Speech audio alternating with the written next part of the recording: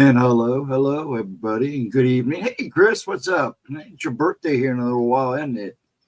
A day, huh? I hope you're well. I hope everybody's good. We got two of us watching, so I know one of them's me because I'm in chats.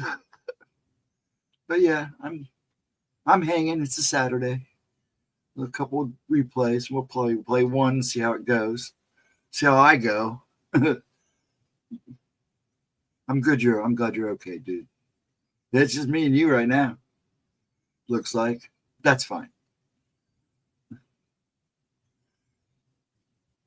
Saw in chat the other night she had a little drama going on. We won't get into it here, but yeah, that's BS.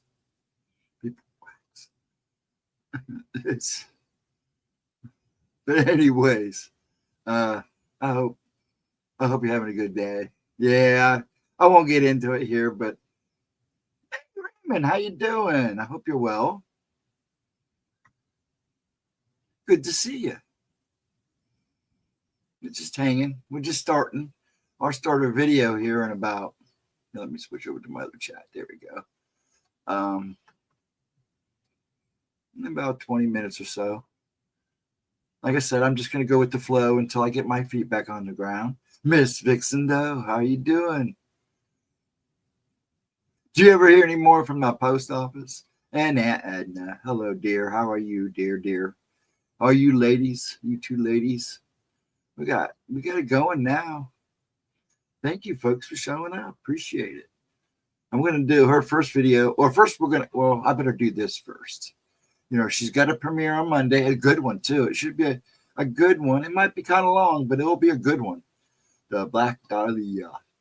Let me get it up here. Why is it? Oh, let me do something here real quick. Ding dong wasn't me. Wasn't thinking. You're going to hear real loud.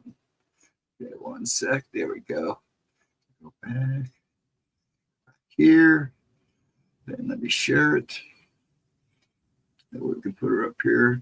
Her Monday video at 11 a.m. Hold on one sec. There we go.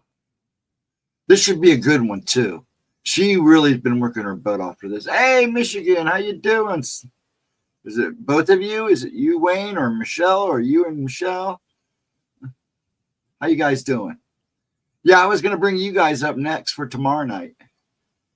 Okay, let me share this. And then I'd alter the stream. There we go. Why do I still have the chat now? That don't need to be there. Get out of there. Okay, much better. There we go. And that's her video for Monday. Should be a good one. And then, of course, she will be with Michigan UFO sightings and paranormal encounters tomorrow night at 8. 8, right? Or not? 8, 9? 8? I can't even see. I had it written down. But anyways, there. Oh, you're both there. Okay. Yeah, so make sure you go over and see her, Gemma, with these folks tomorrow night. 8, that's what I thought. 8 our time. I don't know what time you guys out west. 3 hours behind or whatever, wherever your time zone's at. Hey, New England, I thought it was past your bedtime. Good night, sir. You have a wonderful one. Thanks for stopping by. I appreciate it. And Vixen and yeah, I want to ask you about the post office. I'm going to have to email you. But yeah, this will be a good video. And then she'll be with the good folks over here at Michigan, Wayne and Michelle, at 8 on Sunday night, tomorrow night. So make sure you're there supporting the woman and them two good folks. They are good folks. I don't know why you're stopping. I'm just showing replays tonight. So you got questions for me? I don't know if I'm going to answer them. But yeah, she's she's arresting. She may actually stick her nose in. It's hard to tell with her. My parents are letting me stay up. Okay, Rody. That's funny. Yeah, I get to stay up too. Sometimes. Actually, I don't sleep, so they can't make me go to bed. Even after this. Even with the way I've been feeling. All I've been through. I still pace the house all night. But it's good to see everybody. But yeah, we're going to do one of her old alien ones. It's 3 years old. And it's the, what was it? Encounters with Bizarre Beings from an Out of This World. That's 3 years old, so it will be interesting. Of course, I've seen that one. I've seen them all. Been around forever. But everybody seems to be having a good Saturday night. I take it. I'm so used to doing these at midnight. I catch myself screwing up when I'm putting the date in and everything. But it has to be early for a while. I'm feeling a little better. I'm still a little white, but hopefully the color come back. I have my moments. Really took a toll on me, a lot more than I thought it did. But, you know, you get caught up in everything else. You kind of forget about yourself sometimes, even though I was taking breaks for myself. I guess I just wasn't taking long enough once. And sometimes you get caught up in the world of ill. So, but life goes on. You can't stop. You got to keep moving. But it's been nice. I haven't had to go out a whole lot, so I haven't really got to experience my world a whole lot lately, which is nice because I could have used a break. I get tired of walking out the door every day and seeing the crap that I see sometimes. So it's a break. I hate going to the store anymore until this world kind of evens off, which probably will be a long time. What's going on in Pontiac? Yeah, what's going on in Pontiac? My dad never did like Pontiacs. It was a Ford man for a long time until he found one on the road dead. So it is.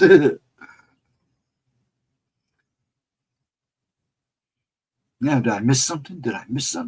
Saying my greetings to everybody. It is good to see you, Raymond. I'm glad you stopped in. I hope you hang around for a bit. So what's the plans on tomorrow night? Wayne and Michelle, you going to give her a hard time? 3 kids left in a house. 4 or 5. Oh, yeah. You know,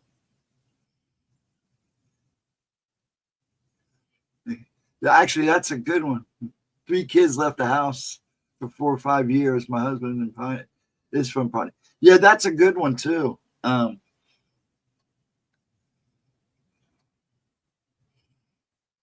she do that one? Is that an old one? I think she did that. Oh, who knows, hon? This world's crazy now, man. And it's only going to get crazier, so bear with it. Yeah, that'd be a good one to read. Is that recent? Is this another one? Because there's one case like that too, isn't there? I'm getting confused here because I missed a lot. Gavin.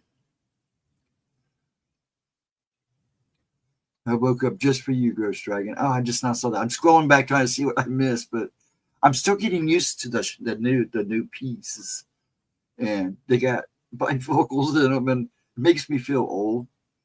But they got the no lines, and I'm just getting used to them. And every so often, everything gets to swimming.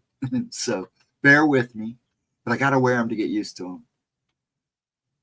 Because yes, I used to wear glasses. I can't wear contacts because with the dress and stuff, you can see me trying to put a contact in with the motion disorder. I tried it once before. I did wear them for about a year, but I kept losing them. I had a seizure, and my eyes rolled in the back of the head. They had to go in and get them out, and I said, "That's it. I'm done."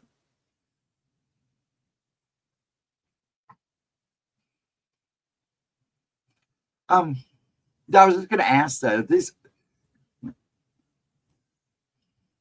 going to have to pull that up later.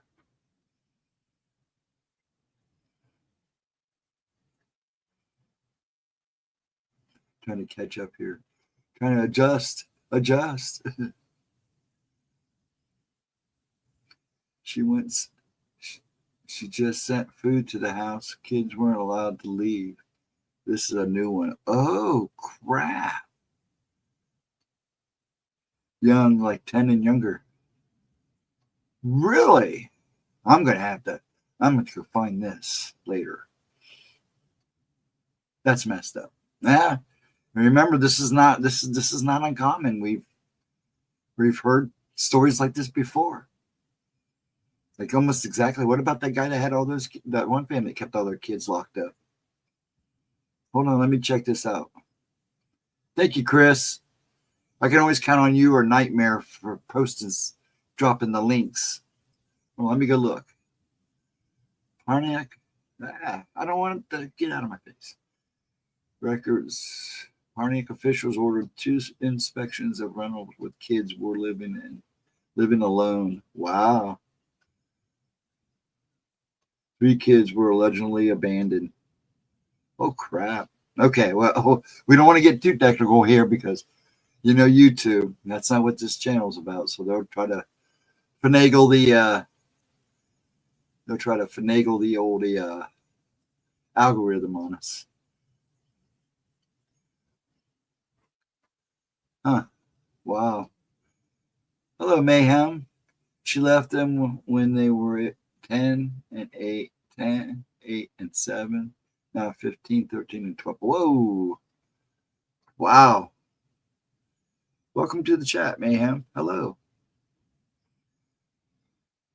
That's messed up. Mom's on a $250 million bond. Figures. They let her out. Is she out or is she still? She's on. Oh, gosh. Well, welcome, ma'am. I'm glad you joined us. Thank you for the info. Yeah, I just saw it. Chris dropped the link, so I'll go back and read it later. Wow. That is really messed up. But this is not uncommon. We've heard these kind of stories before. It's so messed up. It's like I heard somebody once say, maybe we should start checking to see if you're okay to allow, if you're mentally capable of bearing and bringing children into this world. Maybe you should get a license for that too. It's awful. Hey, Mike J, how you doing? She did post your one video, Mike, of you doing some Metallica on her one page, on her post page on YouTube. So I'm sure you saw it. Yeah, I showed that to her and she was like, oh, that's fine. I hope you're well, Mike. That's messed up. Yeah, well, like I said, this is not uncommon. We've heard these stories before. And the sad thing is, it's probably still happening right now. There's probably more like this out there that just haven't been found yet. I hear the thunder and the lightning. I'm in a good spirit, so let's get ready to do this. I'm gonna remove this for the moment. There we go. And I got the video pretty much ready to go. Oh yeah, didn't get to see it. I didn't get to see it. Yeah, she put it on her posts on here on YouTube, so go check it out. Make sure you say something. It was kind of cool. I like seeing old stuff like that. God forbid somebody show some old videos when we were playing in the garage as punk band. We never did anything, but there's camcorder video out of us out there somewhere. I'm sure of it. Along with a couple of haunted houses and walkthroughs. Somebody's got all those tapes. I don't know who's got them. I've been trying to find some of them, especially some of the stuff that we did when we were actually ghost hunting back in the day. There's footage somewhere of us using the old TVs and trying to use white noise in these old places. I don't know who has that footage. Some of that stuff is pretty creepy. I'm freezing. So bear with me. But yeah, some of that footage is pretty creepy. I wish I'd known who got all that. It's out there somewhere. 2007. Actually, if you think about it, it's really not that long ago.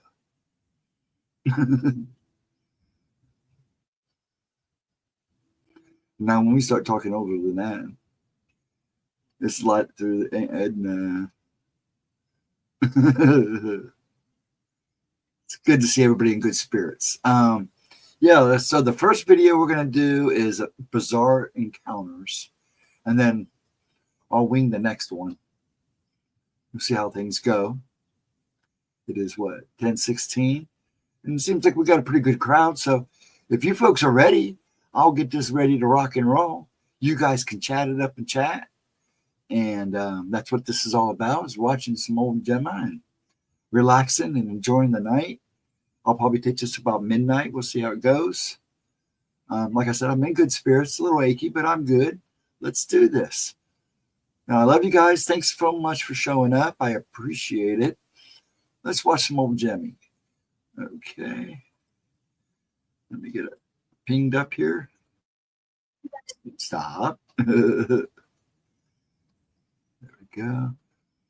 No, this is when she was doing SR. So, but this is 3 years old, believe it or not. 3 years old. Okay, here we go. Make sure I got everything. Yeah. Drop this down, put this up. Ah, wrong one.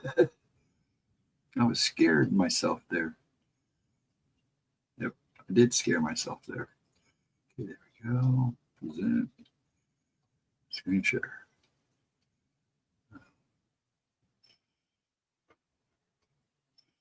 There we go. Let's get her up on the screen here. Make her big. And just let me know if the sound is good and all that good stuff. And there we go. And play. What is up, you guys? Welcome back to my channel. And if you're new here, just welcome. My name is Gemma Jade, but today we are going to be discussing encounters with bizarre extraterrestrial entities. Now, if you watch me on SOR, I did cover this about a week ago. It kind of just came up. I didn't plan on covering it twice, but here it is for those of you who didn't see it, and also for those of you who did, because in my videos, there's a little bit more flair going on. Especially in this community, we should all by now know of at least one alien abduction story. I've covered several throughout my short run here on YouTube so far, but something I was discussing with some friends the other night got me to thinking, how many types of extraterrestrials are out there, really? Of course, this is a question we probably won't ever get an actual answer to, as the possibilities are endless and answering it would be an impossibility in and of itself. I was wondering what kind of encounters had been had with other types of alien entities besides the same ones that we always hear about all the time. The short grays, the tall whites, the, you know, all of the usual suspects, if you will. What type of terrifying looking things are lurking out there above us in the night?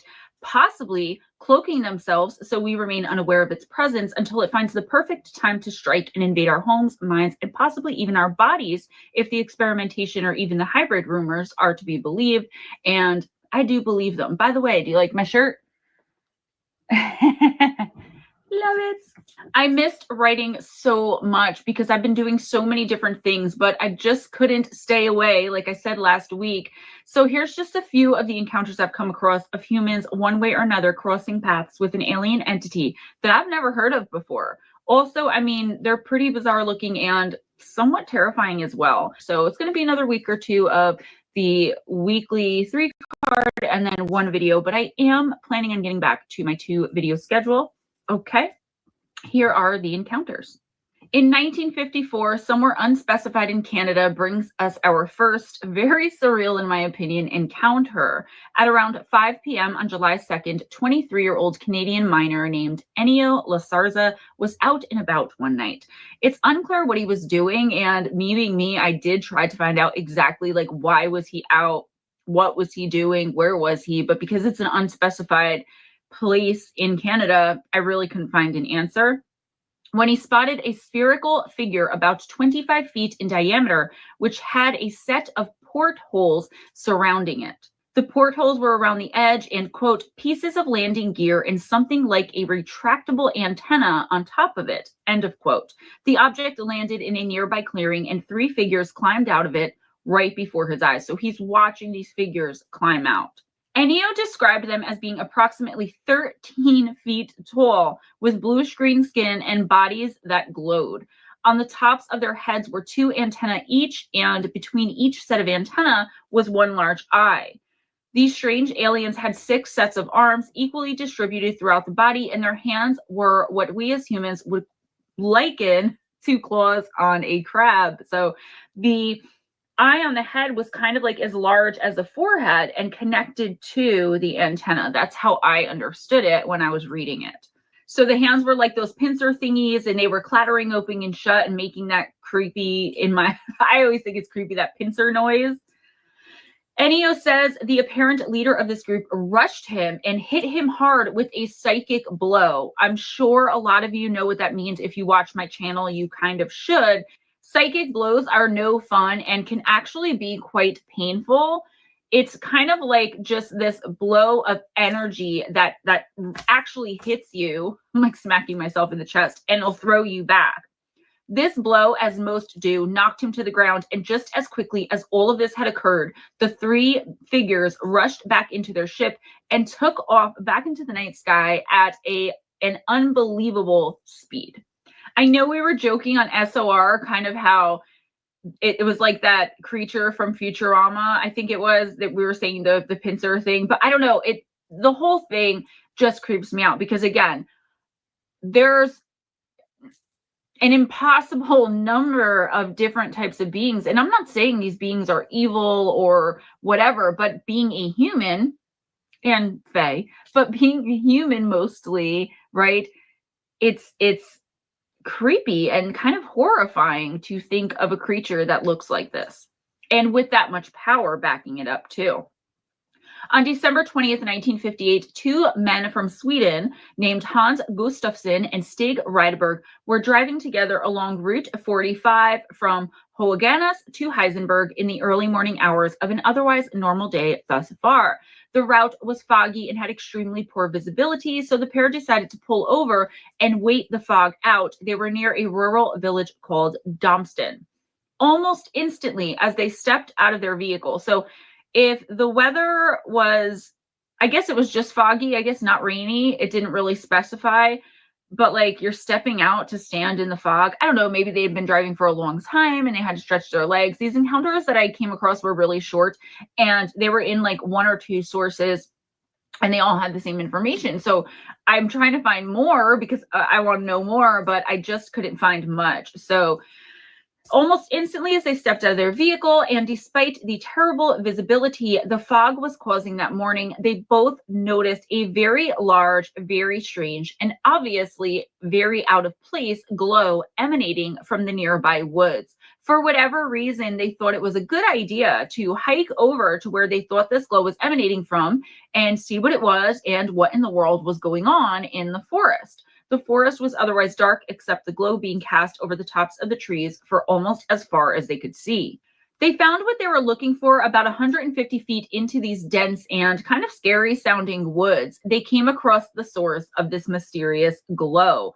I doubt either one of them had anticipated what they were about to see next. Not in their wildest dreams or combined wildest imaginations could they have ever thought up what they were looking at.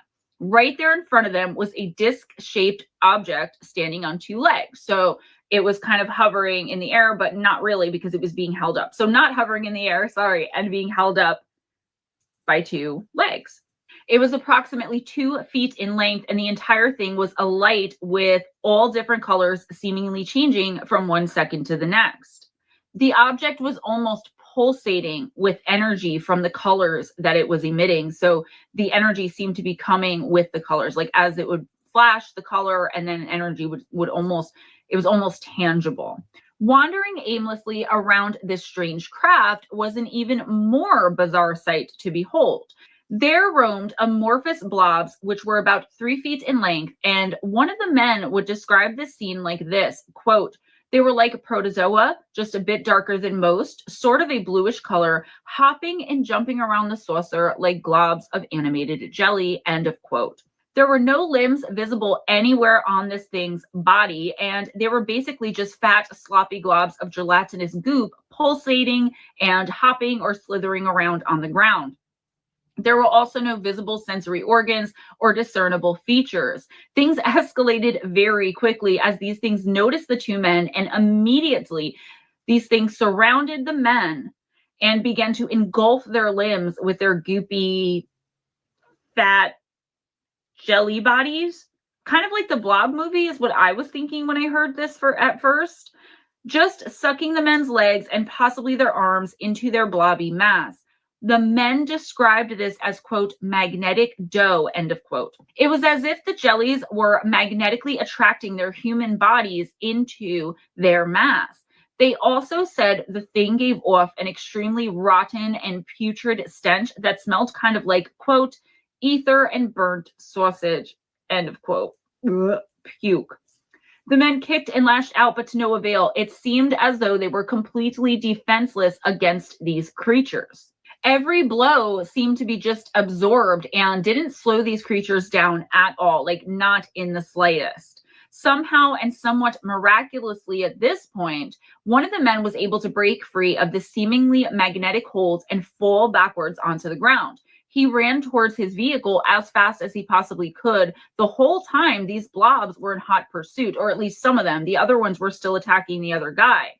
When he finally reached the car, he leaned inside and slammed on the horn. He just laid his hand on it and let it echo throughout the forest and woods.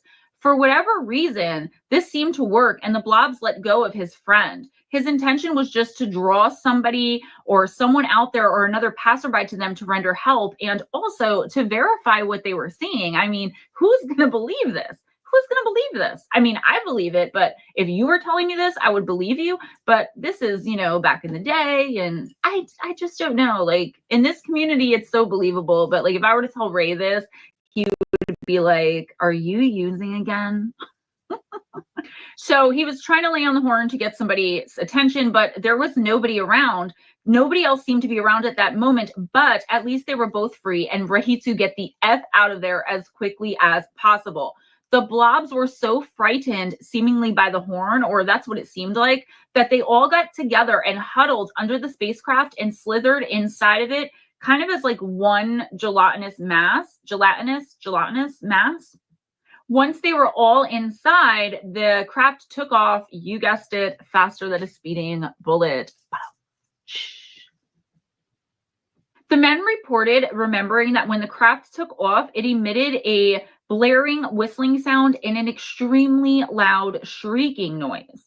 They also left behind their burnt sausage, putrid stench. The two men were shaking to their core, bewildered and absolutely terrified of what they'd just been through. They also quickly noticed they were covered in strange bruises and scratches all over the parts of their bodies that were being sucked into these blob creatures' bodies.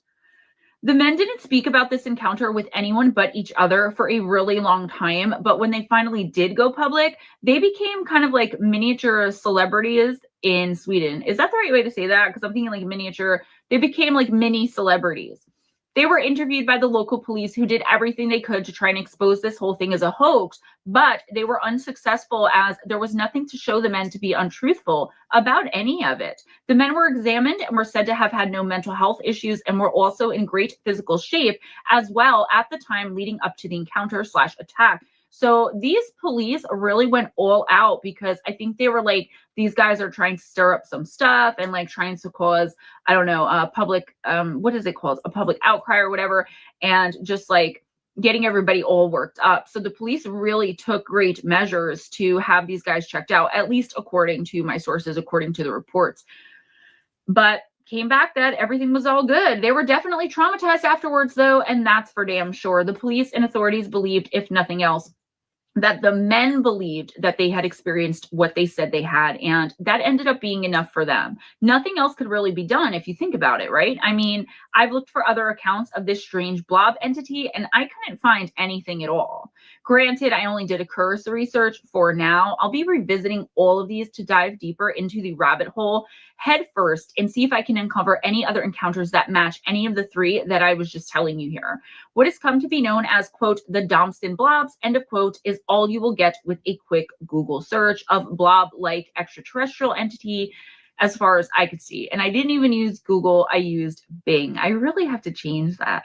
I did find similar experiences, but nothing with these exact creatures. Anyway, I will be coming back to it at another time. Our next encounter takes place in 1962, and the experiencer is still unnamed to this very day.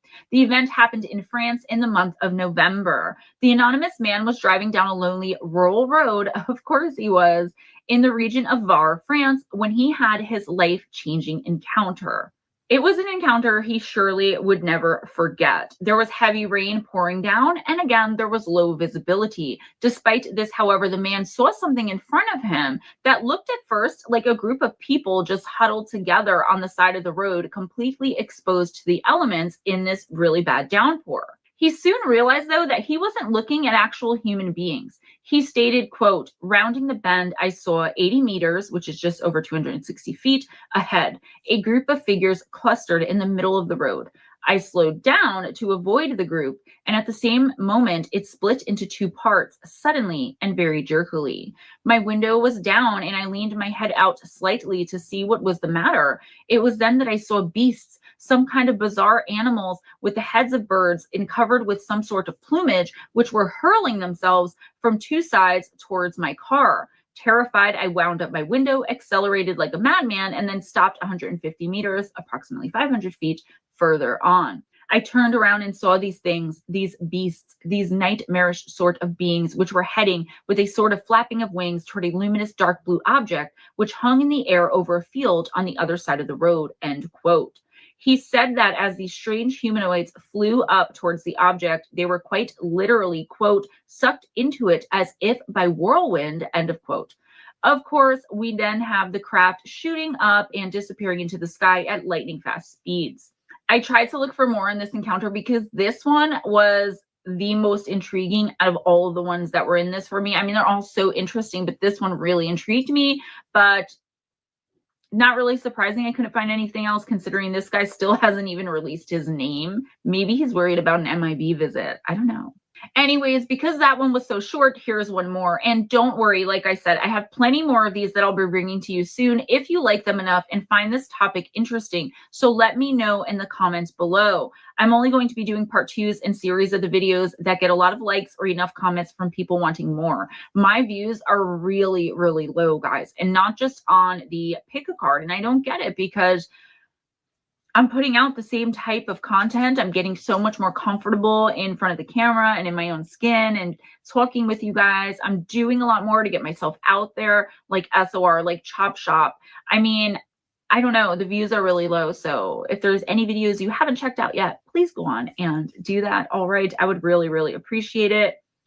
Because, I mean, otherwise, if you guys aren't enjoying the content or wanting more, then there's no point for me because I'm putting this stuff out because I find it interesting. If I put something out, I find it interesting.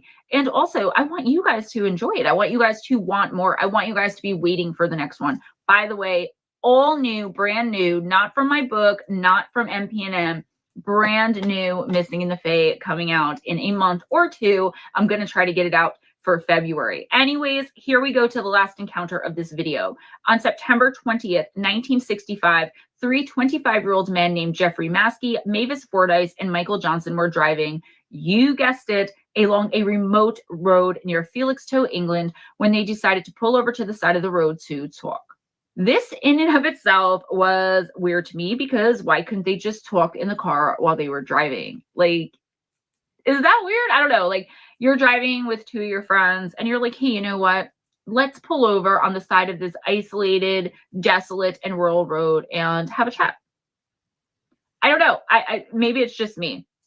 Anyway, out of nowhere, Michael Johnson decided to get out of the car and go walking off into the gloomy and unlit woods nearby where they had pulled over. So I guess maybe they were somehow compelled. Now, if it said that for no reason at all they pulled over, but it said specifically that they had pulled over to talk. So I don't know. Let me know what you guys think about that. Seriously. The others just assumed he was going to answer a call of nature and didn't think much of it at first. Almost immediately upon his walking off, though, the two men in the car started hearing a high-pitched humming sound, and that was a quote, coming out of these woods that Michael was walking nonchalantly and someone inexplicably right towards. He was walking right into these woods.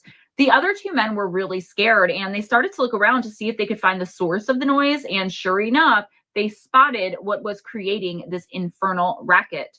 An oval-shaped UFO was hovering about 90 feet above their vehicle. The craft was surrounded by an eerie orange glow. I'm not sure what happened immediately next, as all of the source material has Mike Johnson explaining to the other men what had happened to him.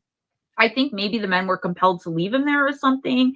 Maybe the men left in the car, were abducted, or had some missing time there. So it goes from he's walking in the woods, they spot the craft above their car, and then the next day he's telling them what's going on. There is literally nothing else. And you guys know me with my research. This is absolutely like very, very frustrating for me. But that's what it is. It is what it is. So I don't know, guys, but the story resumes the next day with Mike telling them what had happened. He started by saying he was inexplicably compelled by some unseen force to go walking into the dark woods. He said he ventured just past the trees and out of the clearing when he encountered a bizarre creature with huge eyes and, quote, engulfed by orange flames, end of quote. He said as soon as he had seen this flaming thing, he passed out immediately. He had no memory whatsoever of what had happened next, except that he had woken up that morning, the next day, in a hospital bed. He left to go find the other two men and tell them what he'd seen. I wish there was more, as I already said, as to what happened to the two men in the car. What happened to Michael? Why didn't they go look for poor old Mike? What happened after they realized the UFO was glowing orange and floating 90 feet above their car? I mean, it seems almost impossible to believe this thing was just hovering there over them like that for no reason at all. That's how a lot of abductions start. Or maybe it was so that, like, to put fear in them to stay in the car so that they wouldn't try and stop Mike from walking any further into the woods, because that seems to be the only memorable effect it actually did have. They were too scared to get out of the car. I don't know if they drove off. I don't know if they were abducted. I don't know if they were missing time.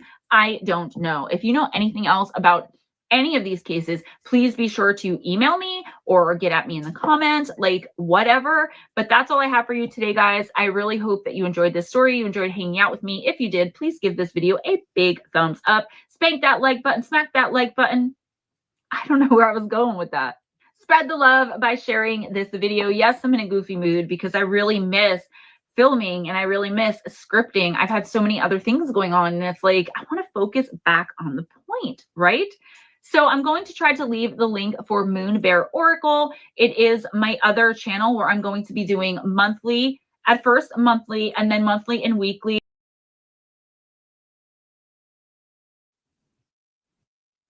Yeah. Hold on. She's still running.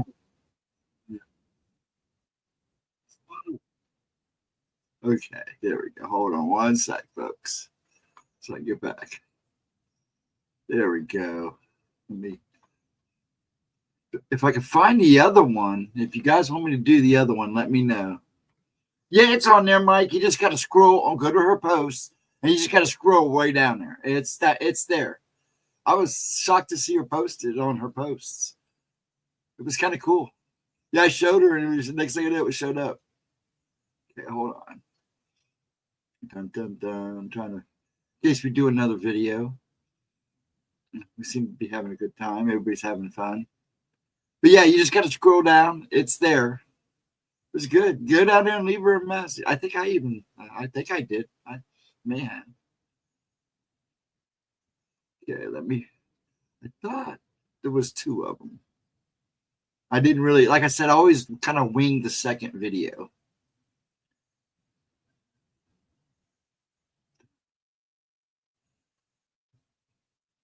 I'm trying to do older ones first. So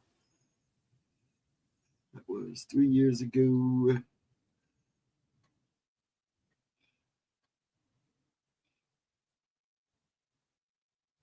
Okay, 1 second. Sorry about the silence, folks. Like I said, it's kind of hard when you're by yourself. I just don't want to miss it. I have a habit of doing that. Okay, there's the one. Okay.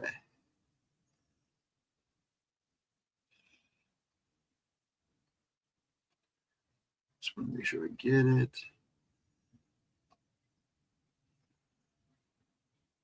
Okay, well, I guess what we'll do is, like I said, I like to leave the second one up in there, but we'll keep doing the alien stuff. Okay, let's do this one. This one's 2 years ago, and this is the most believable, real extra ET encounters that are most believable. See, I can't even talk. So I can't say certain words. I never could. This is 2 years old. I believe this is when she was at her mom's. So here we go. You guys ready? And let me load this up. Yeah. Oh, there's an echo. You're going to love the echo on this. I think this is the first time she was there. Okay, hold on. And if you guys can deal with the echo, we'll do this one. Yeah, this is the one where she had the echo. But we're going to do it anyways. Because it's a good one, I think. If you guys can't deal with the echo, well, let me know. Okay, let me share it. Just on a roll here. Unless everybody wants to take a break. But right now, I'm just going to get this ready to go. Yeah, keep doing that. Yeah, I'm kind of... Here we go. Sure. Boom. Let's do it. Welcome back to my channel. And if you're new here, just welcome. My name is Gemma Jade. But today, sorry about the echo. My offices are a work in progress. I really hope it's not that annoying. I'm working on it, guys. I'm working on it. But today we are going to be discussing disturbing alien abductions. So when we discuss extraterrestrials and people being abducted by them, we really run the gamut with experiences. Every single experience, despite being very similar to so many others, is uniquely different in some or many ways than anyone else's. To me, it's all terrifying, and it's the absolute scariest thing I could ever imagine happening to me. And that's really saying something, not only with what I do for a living, but just who I am as a person and everything I've been through in my life. I tend to be more of a believer than a skeptic when it comes to most things, especially things like abduction, where people are often hurt and traumatized.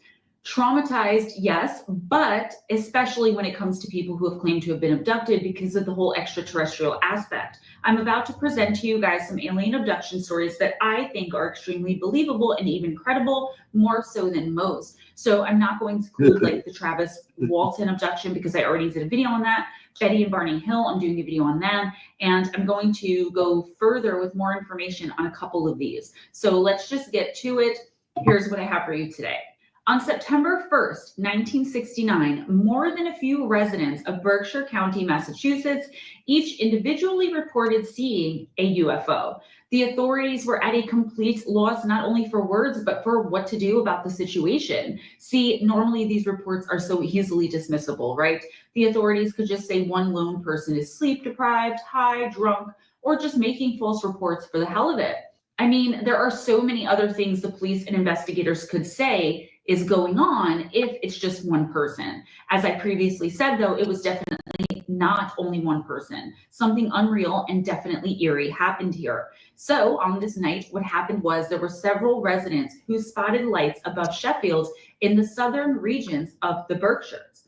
The witnesses claimed that these odd lights seemed to be fitted to an unidentified disc-shaped craft. So allegedly, this craft was making some pretty amazing and never before seen maneuvers, which should have been impossible given our laws of physics, but there it was in the sky.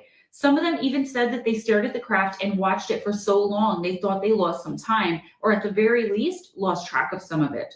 One of these witnesses was a 9-year-old boy named Thomas Reed. Young Thomas was in the car with his mom, his brother, and his grandmother when everyone saw a group of orbs, glowing extremely bright, come darting out of some nearby trees on the side of the road. This is what Thomas himself later reported. Quote, "It came to a stop off the right side of the road. Everything got really calm. It was just like being in the middle of a hurricane. There was like a barometric change in pressure. It was just like a dead silence. Then there was an eruption of crickets and frogs, and it got really loud, and that was it." End quote.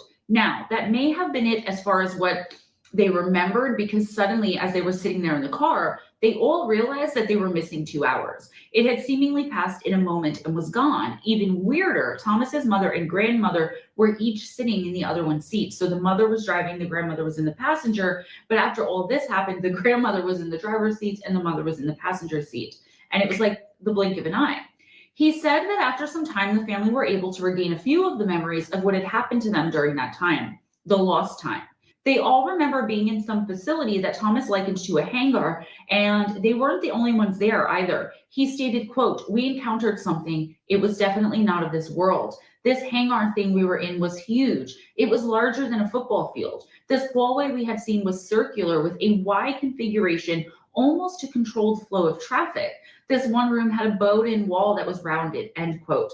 Now keep in mind here that in this video, I'm doing a list, so I'm trying to keep the encounters short and sweet. But the ones I haven't covered already, I will definitely be giving them each their own individual video eventually down the line if you guys give me the thumbs up. This young boy and his family were just a few of dozens of witnesses who came forward reporting sightings that night of the exact same thing. And from what I can tell so far, I'll be doing more of a deep dive on this very soon. They aren't the only ones who have had abduction experiences or repressed memories that came front and center at a later date at all. Thomas Reed also said that there were at least 30 or 40 other children at his school in the 4th grade alone who came forward and had sketches drawn describing what they had seen. He said of these sketches by the other children, quote, "They hung underneath in the class board in Sheffield Center School. More than one of these hangs in Roswell Museum today. People don't realize the significance of this, and it wasn't just us," end quote.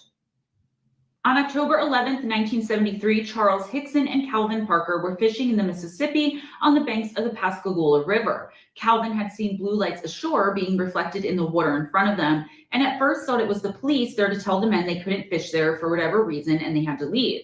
He thought nothing more of it. He later recalls, quote, "A big light came out of the clouds. It was a blinding light. It was hard to tell with the light so bright, but it looked like it was shaped like a football. I would say, just estimating, it was about 80 feet. It made very little sound. It was just a hissing noise," end quote. He then claimed that these 3 creatures without legs began to somehow float out of their vessel and towards he and Charles. He described them further as having claws shaped like mittens, with one being gray in color and having no neck, and another one somehow seeming to be more feminine in some way. Naturally, Calvin and Charles were both terrified, but strangely, when one of these bizarre creatures reached out and wrapped its weird mitten-like claws around his neck, all of his fear instantly subsided. He said he believed he and his friend were somehow injected with something unknown, which made them calm and cooperative, or as he put it, quote, "I was kind of numb and just went along with the program," end quote. Calvin Parker also alleged that he and Charles Hickson were taken aboard this strange alien ship thing and unfortunately experimented on. They found themselves right back at the same spot they had been fishing from before, noticing the lights in the vessel. So all of a sudden, they're back in their fishing spot. Almost as though nothing at all had ever happened in the first place. They knew something did happen though and drove to the Jackson County Sheriff's Office and spoke to Captain Glenn Ryder and Sheriff Fred Diamond. They relayed the entire story to the 2 officers, with Charles telling them, quote, "When I got there, they had me," end quote. Hickson told the police, quote, "There were no seats, no chain. They just moved me around. I couldn't resist them. I just floated. I felt no sensation. I felt no pain. They kept me in that position a little while. Then they'd raise me back up," end quote. He also claimed that a machine he said looked like a gigantic eye looked over his entire body, while numerous monopedal beings, each 5 foot tall in height, surrounded him. Captain Ryder definitely did not believe anything the 2 men were telling him and decided to leave them alone in the interrogation room with a secret recording device. He was hoping, I guess, to capture the men further conspiring on how to keep some charade going, as he really believed that for whatever reason, they were trying to pull the officers' legs and making the whole thing up. Perhaps the captain and the sheriff each thought the fishermen were drunk on drugs or some mix of the two. However, what they caught the 2 men saying on the secret recording device shocked them and made them more willing at least to go and investigate what they were claiming. Here is just a small quote from a larger excerpt from that recording. Charles said to Calvin, quote, "Jesus Christ, God have mercy. I thought I'd been through enough hell on this earth, and now I've got to go through something like this. But they could have, I guess they could have harmed us, son. They had us. They could have done anything to us, end quote. Calvin responded with, quote, I just want to cry right now. What's so damn bad about it is that nobody is going to believe us, end quote. Upon further investigation, there was no evidence ever found one way or another as to what had happened, if anything, to these two men. What the authorities captured on the secret recording that night is really all there was, and while nothing tangible, the captain and sheriff thought it lent a lot to their credibility. Still in all, the case is a skeptic's dream, as there is physically nothing at all to prove what happened to them. After Charles Hickson died in 2011, after staying quiet about the incident for decades, Calvin Parker finally wrote a book in 2018 about what had happened that night to the two men. The publishing of this book prompted quite a few others to come along and tell their own tales about what they had seen that very same night all those years ago. And guess what? A lot of what these new witnesses had to say was very similar to what Calvin and Charles had been saying all along. They weren't alone, or so it seems, depending on what you believe. At the very least, people were coming forward saying they too had seen a UFO that night in the Pascagoula area. After the book was released and these other reports came to light, Calvin said, quote, it makes me feel pretty good. I'm not the only one who saw something. Most of these people are credible people, end quote. This next one is very strange, guys, and that's saying something considering the topic for this video here. In Venezuela in 1954, two teenage boys claimed they had found a UFO in the woods, and when they approached it, they were attacked and barely escaped with their lives. The boys said that they had to literally fight off these bizarre-looking and very small, hairy aliens. In 1957, a journalist from Brazil named Jairo Martins covered the boys' story and also asked others who may have had an experience with extraterrestrials or UFOs to send in to him their own stories so that he can publish it in his paper. That's when a farmer named Antonio Villas Boas contacted him and explained what he had experienced. He was a farmer in the area when the first encounter happened and was at first reluctant to tell his story. Antonio was 23 and 57, and Martins paid for not only his travel expenses, but also put him up in a hotel room so he can get him to Rio de Janeiro, where he would be interviewing him and have him checked out by physicians. Antonio said, somewhat conveniently, depending on what you believe here, that the very next day after reading Martin's report on what had happened to the teenage boys years earlier, he too had had his own experience with extraterrestrials and a UFO craft. So what he's saying, what Boas is saying, is that he read the story, and then all of a sudden, out of nowhere, and I'm just playing devil's advocate here, guys, because I do believe this more than I don't. He suddenly saw a UFO himself and was like, oh, now I can contact Martins and move from there. Antonio said that in order to avoid the mostly sweltering daytime temperatures, he was working nights on his parents' farm instead. On October 16, 1957, he claimed he saw what he thought to be and what looked to him like a quote-unquote red star above the fields near his home. He claimed that as the craft approached him, he could see that it was egg-shaped, and the top of it had a cupola which contained a rotating red light. Cupola, C-U-P-O-L-A? Don't know. The ship extended 3 legs and landed on them right there in the field. This is when Antonio says he tried to run, but was almost immediately captured by beings in overalls who were approximately 5 foot tall and wearing helmets. The creatures took him aboard their craft, and he described the beings as speaking in animalistic sounds and grunts with tiny, beady, little bright blue eyes. This is terrifying. They then proceeded to take blood from his chin, of all places, and then enclosed him in a room with some kind of gas or something in it, which made him feel severely sick to his stomach. Not too long after this, a very attractive and completely naked human, quote unquote, entered the same enclosed space. She had red pubic hair and long blonde hair on her head, and then the two quickly engaged in sexual intercourse multiple times. Almost immediately after they had had sex, the woman gestured to her stomach and then motioned to the sky, which Antonio was somehow able to take these 2 small gestures to mean that she was not only pregnant with his child, but that she would be raising it in the sky / aboard a craft. She just went like this. And that's what he gathered from that. Like, he knew it to be true. So maybe it was something telepathic. I don't know. Antonio said he was extremely pissed at having been used in this way, or as he put it, quote, was rather angry about being treated like a good stallion by the beings, end quote.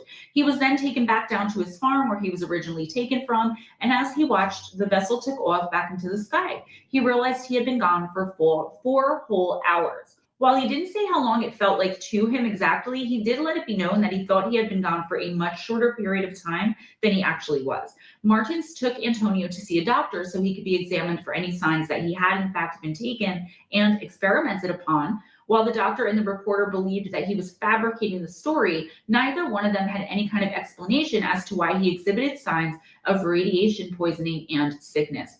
He had extreme nausea that would come and go, as well as bruising all over his body, burning eyes, and skin that hurt when it was simply gently touched.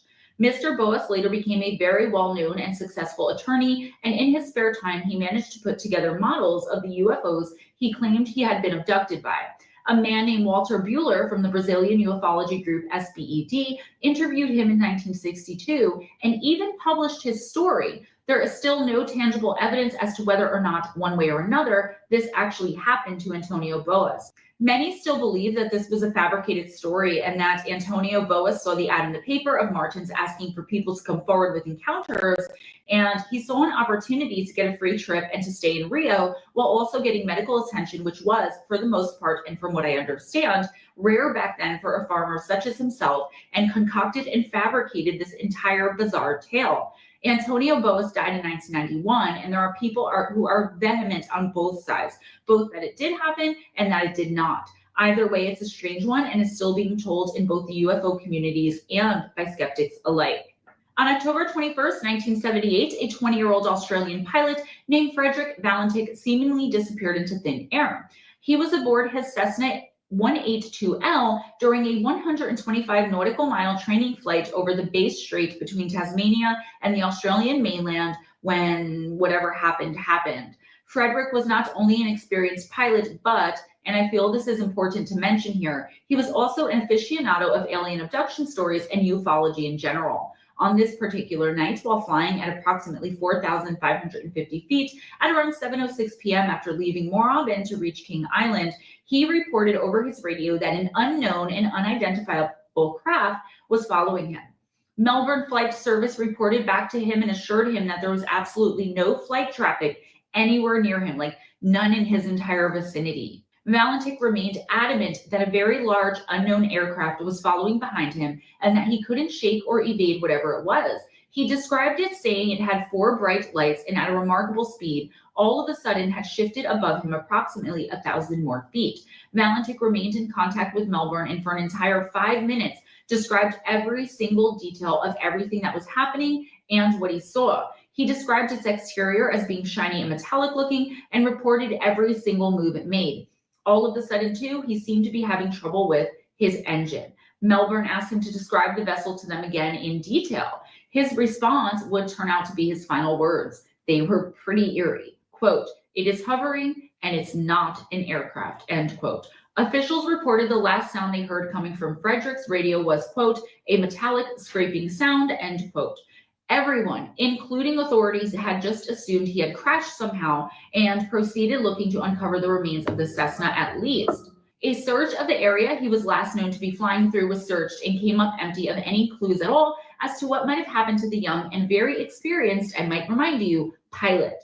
The Australian Department of Transport got involved and launched their own official search, but they too came up empty-handed. That was all there was in this particular case until 2014, when new information came to light.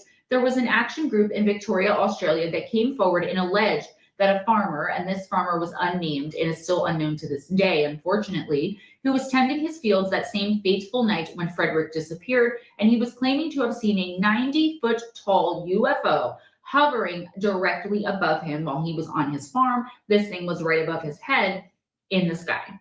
The leader of this particular UFO action group, whose name is George Simpson, says he is extremely frustrated by the lack of information about the farmer or any credible evidence that he even exists at all. He stated, quote, "It's easy for some to dismiss, but there are corroborating stories confirming there was a UFO near Adelaide that night." He stated, quote, "It's easy for some to dismiss, but there are corroborating stories confirming there was a UFO near Adelaide at that time. This was an experienced pilot who should have been able to identify another aircraft, but was clearly unable to do so," end quote. So what happened to Frederick Valentik that day so long ago? there are still no firm answers or tangible, credible evidence. Some theories which have been put forth are that he simply crashed, he disappeared on purpose, or that he was abducted by some sort of entity, alien or otherwise, and we either can't yet conceive of it or just don't want to. Without evidence, it's hard to make any kind of determination on any of this or on anything really. So let me know what you think of these cases in the comments below. That's all I have for you today, guys. Again, I'm sorry about the echo. Getting things together, it's a slow going process, but I promise you at the end of it, it's going to be so much better, just the quality of the content. So this is just for now. Please be sure to like, subscribe, and spread the love by sharing this video. If you haven't already, please go on over to my other channel, Moon Bear Oracle. It's a startup channel. It's very slow going, but again, so many great things coming on that channel as well. If you would like a personal intuitive oracle reading with me, please email me at moonbearoracle@gmail.com. Moonbear Oracle. Yeah, let me get her off. That will be number 2 for them. Boom. Okay. Yeah, I like those. I like. Since we need to, I have to ask her to bring back some more alien encounter stories. Because right now, with everything that's going on, it'd be good. It'd be good. And there's a lot going on. But this Black Dahlia, that will be a good one Monday. So it's everybody doing. What everybody think of that one? As we talked about the price of tobacco. Yeah, I'm glad I did too. I'm glad I'm done. So everybody having a good weekend. I hope everybody's having a good weekend. I hope everybody had a good week. No, they're still being seen, actually, Edna. It's just, it's called the news cycle. They got your attention for a while. Now I don't need your attention on that one anymore, so they're going to move your attention to something else. But no, it's still happening. In fact, me and Pop noticed about 2 weeks ago, and we're still seeing it, that we have this one. It's got to be a drone because it follows the same flight path. It comes out of the north. It comes around. I'm going backwards because I'm pointing north. Behind me is north. I'm facing south. It comes up. It comes out of the north, and then it kind of swings. And there's usually a helicopter following it. And you can hear the helicopter, but you can't hear it. And every time it shows up about 9:30, 10 o'clock. And then it will come back again just before daybreak, going the opposite direction, but without the helicopter. It's weird. But it is. It's just a light. I can't get focused on it. I can't get a good picture of it. No, see, that's a big thing too. That's Mr. MBB3. Yeah, he's been doing a lot of people are sending him videos of flickering lights in the streets, car lights flickering. I always thought they were Elon's. Well, you got Starlink, which everybody sees and mistakes for something, because a lot of people keep forgetting about Starlink being up there. And when Starlink comes through, they're all close together. And then as they rotate, they start to spread apart. But I don't think those are Starlinks. They're up a little higher. And these, I don't think Starlink moves like that. But yeah. But yeah, the flickering light thing is pretty trippy too. That's been a big phenomenon. I've seen the flicker at the Walmart. I think they do that. Well, see, there's video, Lotro, of entire parking lots like do. There's a car lot where all the cars in the car lot start going off, and then they just come to a stop, and then they start going off again. It's trippy. But yeah, you gotta go check out Mr. MBB333. I said it probably too many times, but you'll know Mr. MBB333, right? I can post a link in the thing one day, but yeah, go check out his channel. He's got some good stuff. He's got actually a lot of good drone footage, a lot of the flickering lights. People are sending him a ton of stuff. Yeah. Yes, I know that. About an hour east of Boston, yes. But the flickering light thing's a trip. And it's just not just like cars. And there's a video of a guy driving down the highway, and it's like every other light's flickering, and then they'd all stop at once. At one point, I was watching a one video. It almost looked like it was like trying to. It almost looked like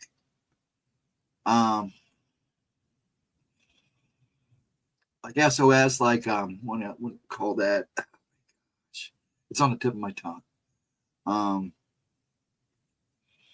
And use the dash. Morse code. It looks like more. There's some of these lights are flashing. It looks like Morse code. It's wild. Yeah, it looks like Morse code, and it's trippy. It's like if I knew Morse code, I have to study Morse code and start watching these videos to see if I can make any sense. Yeah, I'm telling you, they wouldn't surprise me. People, if I was going to say something, but I'm not going there.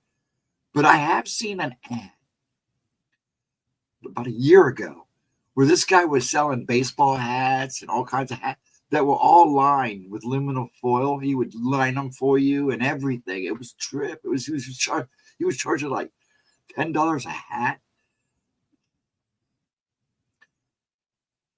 They're not getting me. I don't know. I think we have more other things to worry about than that. But yeah, I about tripped out. I'm like, is somebody actually selling these? And it's like, that is an ad. It was an ad. And he was actually lining hats with the tin foil. Well, he was using high quality stuff too. He even would put battery packs. So I guess that cause a current in it or something. But yeah, and from what I heard, he was making money.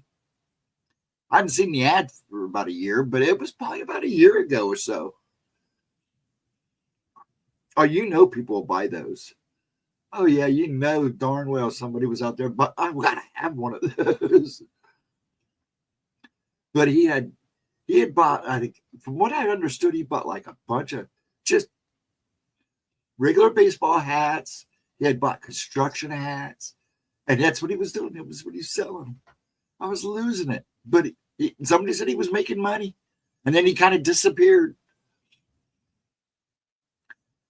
So, yeah. Hey. Well, I think, too, if I remember right, he did it. His ad showed up not because I always thought it was a joke.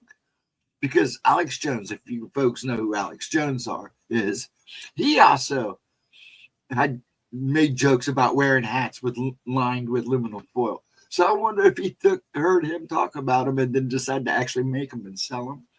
But I hadn't seen that for a while. I had ran into it in some form I was in, UFO and sci-fi form that I was in, kind of like a Discord. And he was actually selling them. People were in there buying them. I'm sure they were just buying them for the fun of it because he was only asking like 5, 10, depending on the hat, and a little more expensive if they came with the battery pack. He had like an actual 9-volt battery pack that was attached to it. It was wild. Had ones with antennas. It was wild. I'd like to see if I can find the webpage. Maybe if I go back on the way back. I think he actually offered that too. That would be like your Faraday cage or whatever you want to call it. It's a Faraday cage. Probably would work better. But I'm sure he offered him. He offered all kinds of stuff. I mean, he had a whole web page and everything. I want to see if I have to find it. That'd be fun if I could find it again.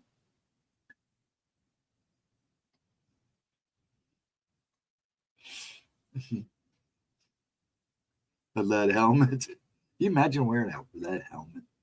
I mean, you go in. Remember the day when they used to make you wear the lead vest when you went in to have an X-ray? Now they don't. And I kind of wondered. In fact, the last time I was in the hospital, they gave me an X-ray. I'm going, whatever happened to the lead vests? And they go, I was like, what? I mean, I'm going to glow in front of the TV. I know I do now glow in front of the TV. You're just going to make me glow in front of the TV even more? Yeah, those things were heavy, man. I hated that. Stand up straight with this on. Yeah, sure. Such a fool of a Faraday I have never seen. Shakespeare's. Yep. Ooh, man of books. Man, he's quoting Shakespeare.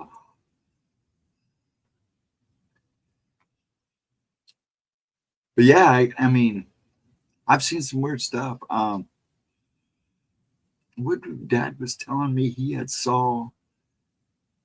read somewhere or saw somewhere that a guy had, you can get those tin roofs to put on now, that he had the inside, he had, of course, insulation. Then he literally had like layers of aluminum foil and then the tin roof on top of his house. But from what he had said, the guy talked about, always being spied on and stuff like that. So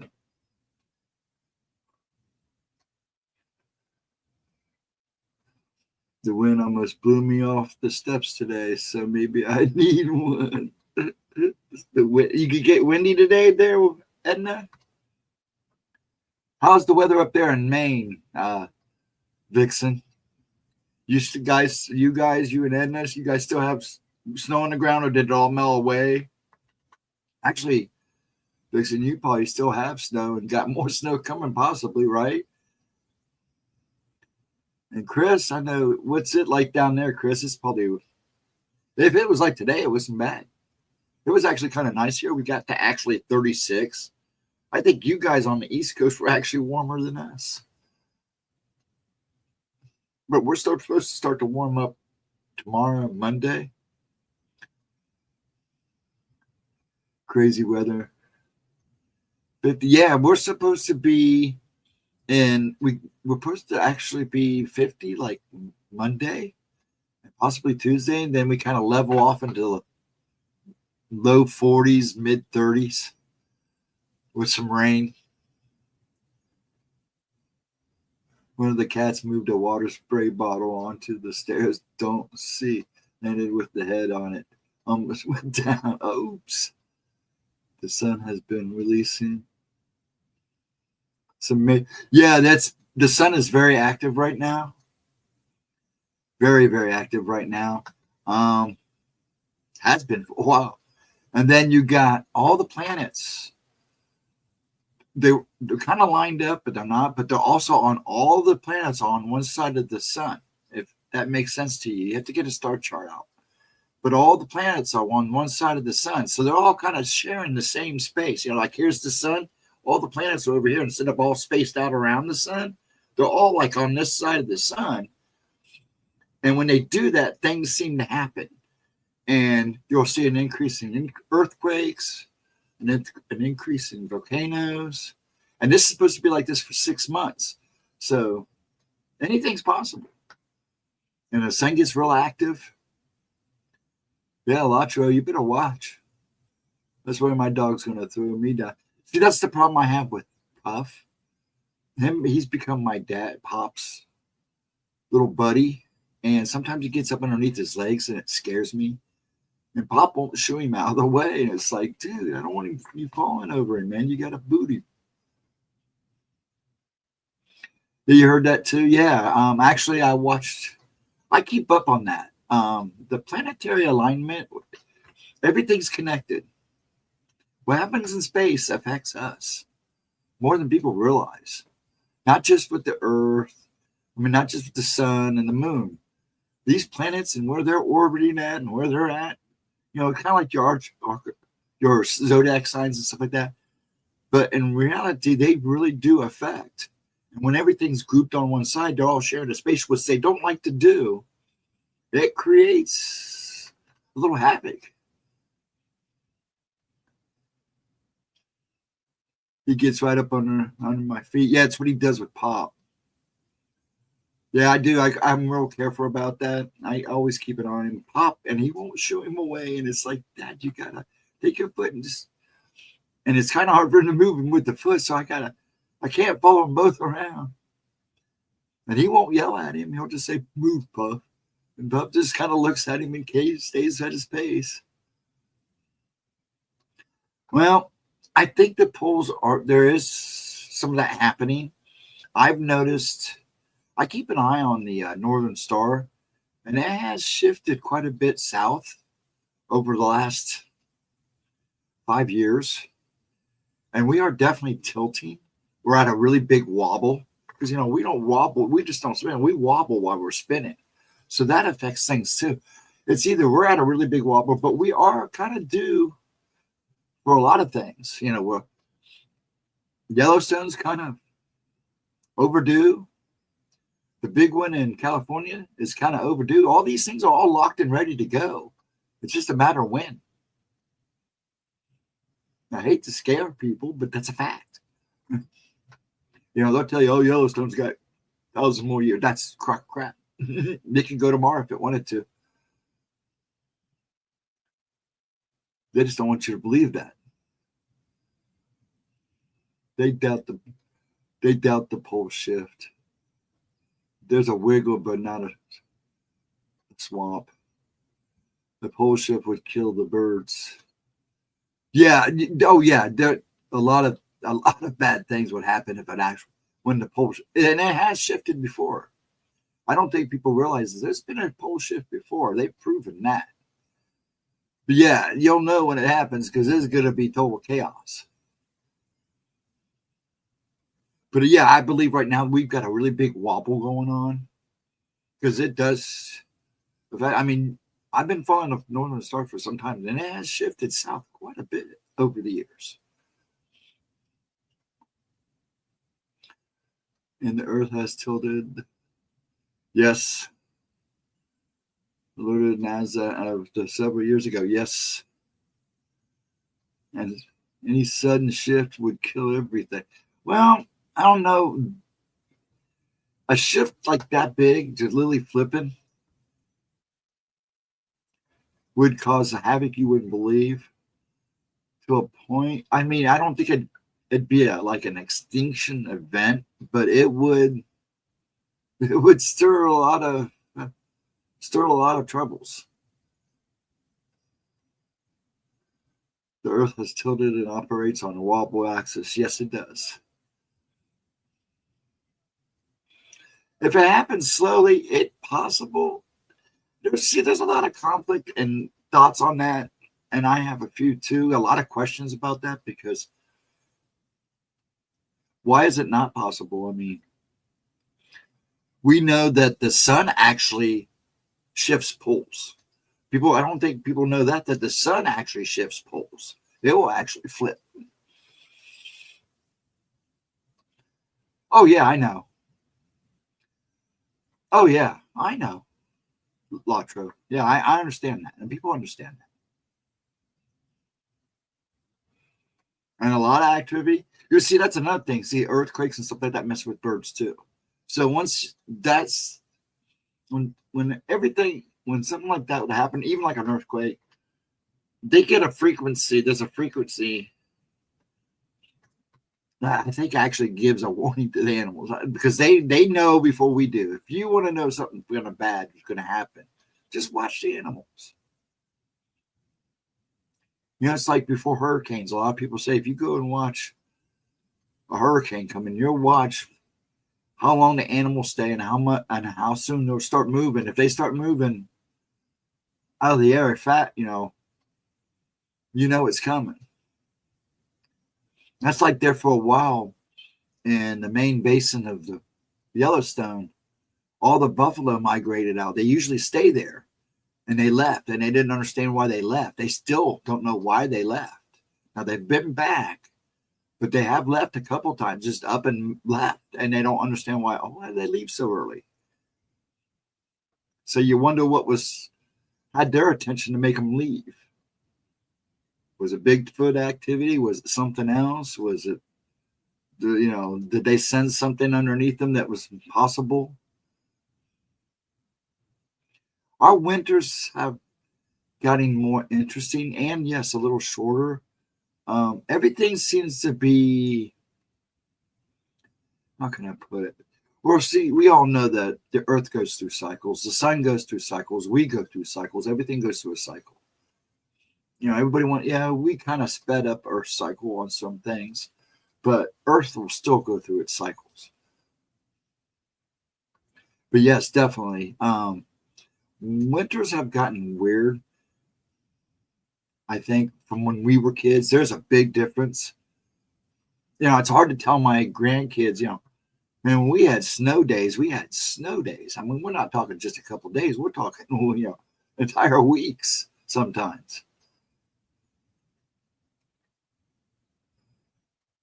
And it starts snowing sometimes right after Halloween or right before Thanksgiving, and then off and on good snows until about February. By the end of February, you might get a couple good ones, and then that was it.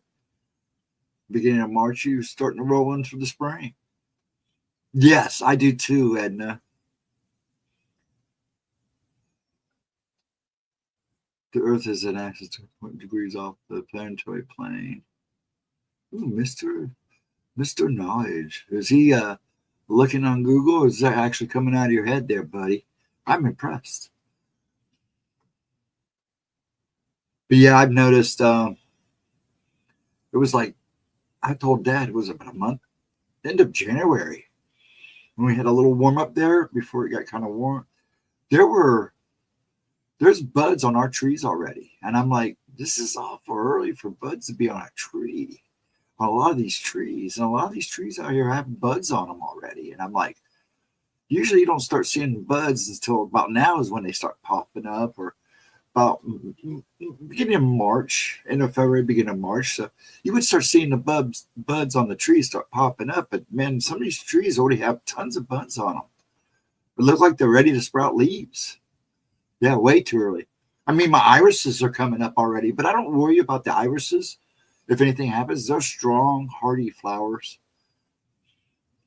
They take a lot of stress. In fact, I'll notice, like last year with the crazy weather we had last year, my irises came up more bigger and fluffier. And I mean, they almost filled the whole thing that I had them in.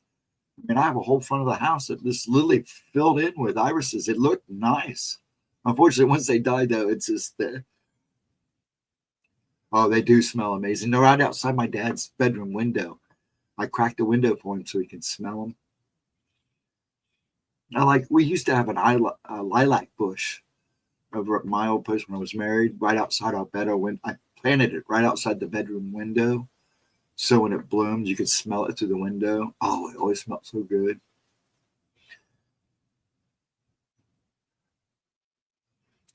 We got way too much snow. Yeah, you still got a lot of snow on the ground, Vixen.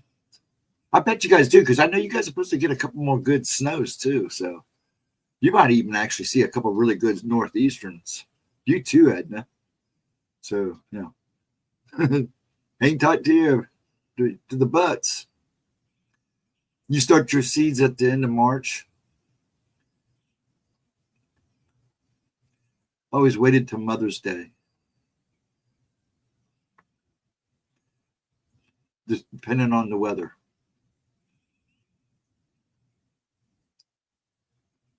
But I don't plant a whole lot of seeds. Now I've, because of the wildlife now that we have in the neighborhood, and since they won't kind of thin out the herd of deer that are massively populating in the neighborhood, I've been more careful about what I plant, because the deer will eat everything, most everything. So I've gone to planting wildflowers now and replace it, and only put the nice flowers and nice stuff where I know they won't bother them. But I'm glad I started planting the wildflowers, because, man, it's brought in the hummingbirds, the bees, the butterflies I had last year were just amazing. I saw butterflies I'd never seen before. We even caught one of those big lunar moths hanging out, and I was so impressed. And then we found a female, and we actually put them on the same bush together. So I'm hoping.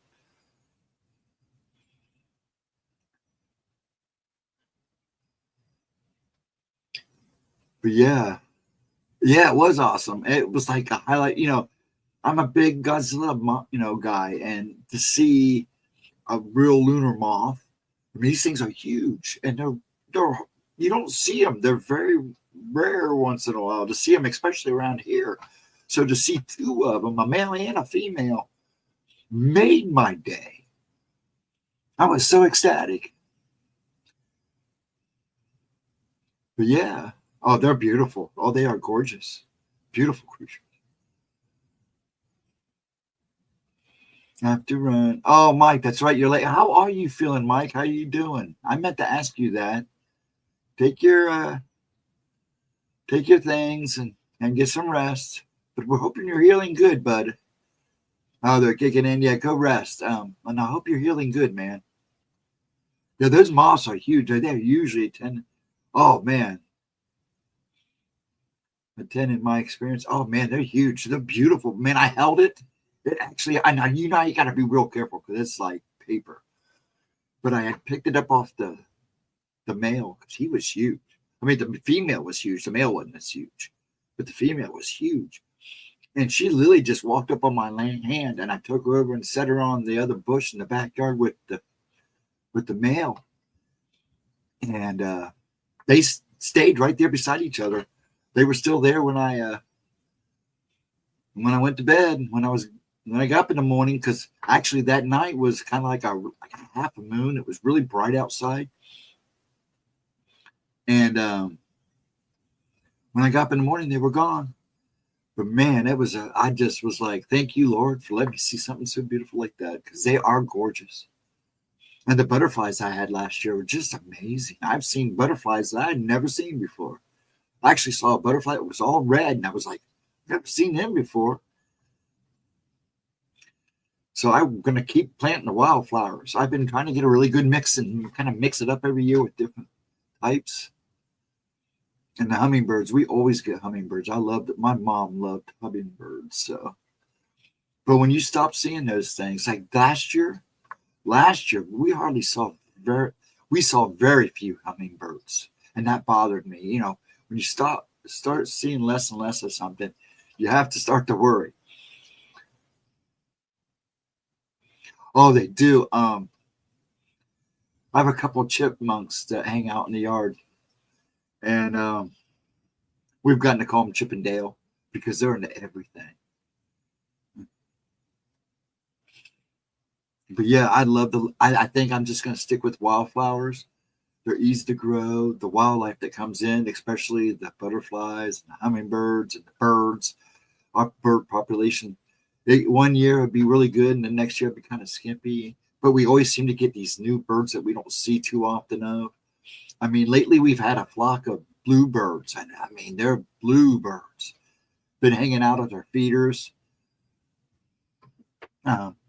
We have a big old red woodpecker that comes in, a couple downies, and what was the other one we get? Oh, a flicker. We get these flickers. These flickers look like giant woodpeckers, but they're huge. And these things, this male and female flicker that come in, they look like red. We call him Big Red, a big red woodpecker with the red stripe. Where the flickers don't have it, but they're kind of neat colored, but they're about the same size. They're huge. Man, they come in and they're so cool to watch, the male and the female. In Texas, they seed the grass along the side of the freeways with wildflowers and blue bonnets. Yeah, I'm thinking about planting some blue bonnets along the fence line this summer. Yeah, I love that too. I think it's such a good idea because they started doing it here.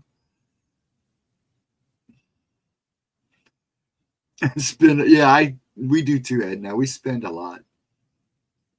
We get a lot of birds from the cemetery and the forest behind the cemetery, the woods. So we get a lot of bird life. Like I said, though, last year we were a little worried about the hummingbirds because usually we get quite a few hummingbirds. This year we didn't have as many. Who will feed them when we move?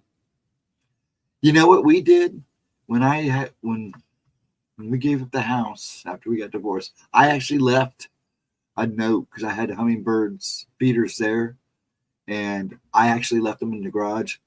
And I left a note on the counter saying, please, whoever takes this house, feed the birds. So, and when I drove by, they were hanging up and they were full of feed. So you never know. Leave a note saying, hey, Keep feeding the birds. Yeah, I did. And I couldn't believe they did. They were using the feeders I left and everything. They were hanging up on the tree in the back. They were all full. I just stopped and said thank you, but it didn't look like nobody was home. Now the house is gone. The tree's gone. That was 5 years ago. The house caught on fire after. Shame, because it was a neat house. I wish I could have kept it. But anyways, had a summer kitchen in the basement where my grandma used to do canning. Anyways, they caught on fire and the people went to rebuild or something went down. So they ended up selling the property. So the person that bought it was a mini farm in the middle of a neighborhood. That's what they called it. And it literally sat on like a quarter of an acre in the middle of a neighborhood. We had like the best property in the whole neighborhood. It belonged to my grandparents. And they bought it for like $200. But it had a lot of grapes growing in. She had grapes growing on it. The whole works. Wasn't much of a front yard. The front yard was huge. The backyard was kind of small, but he had a 3-car garage. The property was really nice. Had a well, pump well. We could pump our own water, fill our own water. We would fill the pool for free and stuff. Oh yeah. But the neighbors, it's like everybody came over to play football in the side yard because the side yard was huge.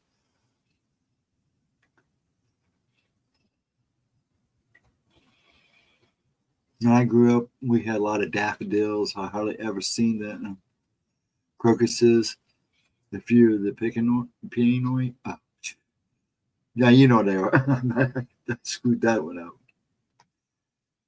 Yeah, I try to mix it up really good when I plant wildflowers. And I try to make them wildflowers.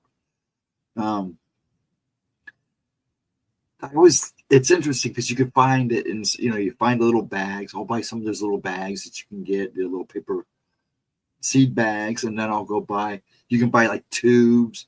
At one time at General Dollar, I bought a bunch of stuff at the hardware store, and then General Dollar had these boxes of wildflowers for like $1, so that were mixed in with like hay and growths and stuff. So I threw one of them down. I couldn't believe those those came up like crazy in it. And the yellow finches, they had the little sunflowers. The yellow finches just loved those things, like little mini sunflowers. And yellow finches, it was always amazing to watch these little yellow finches hang on this little tiny weak flower and pick that seed out.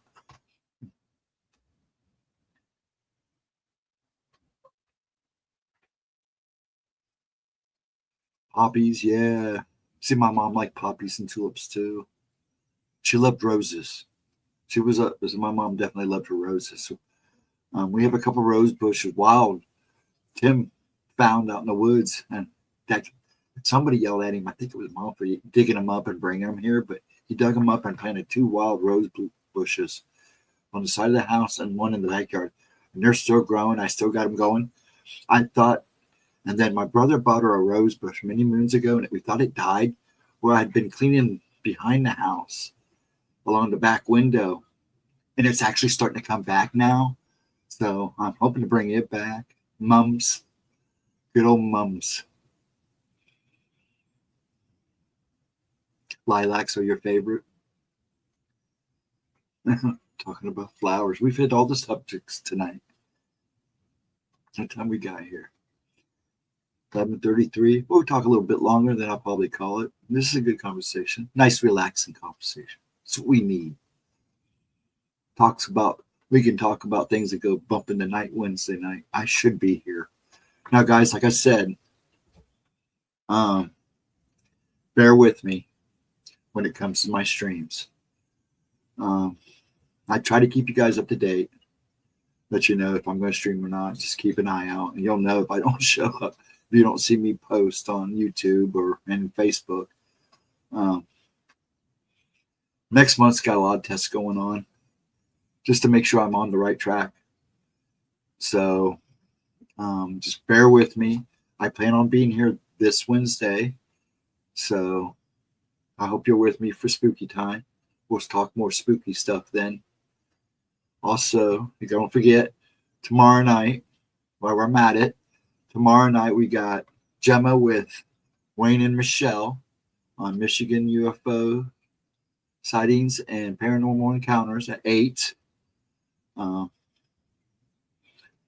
drop the link in the comments when I thank everybody for being here tonight later. Also, you got Gemma's premiere video on Monday at 11 a.m. for the Black Dahlia. That will be a good one. She's been really anxious about getting this one done.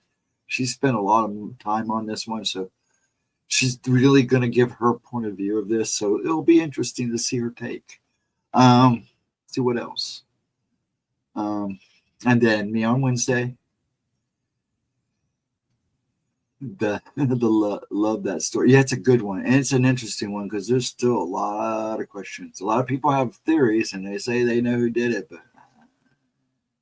anyways, and then us on Friday, or her on Friday. I'm trying to maintain the silence on Fridays now. I drive her nuts sometimes, but yeah, Monday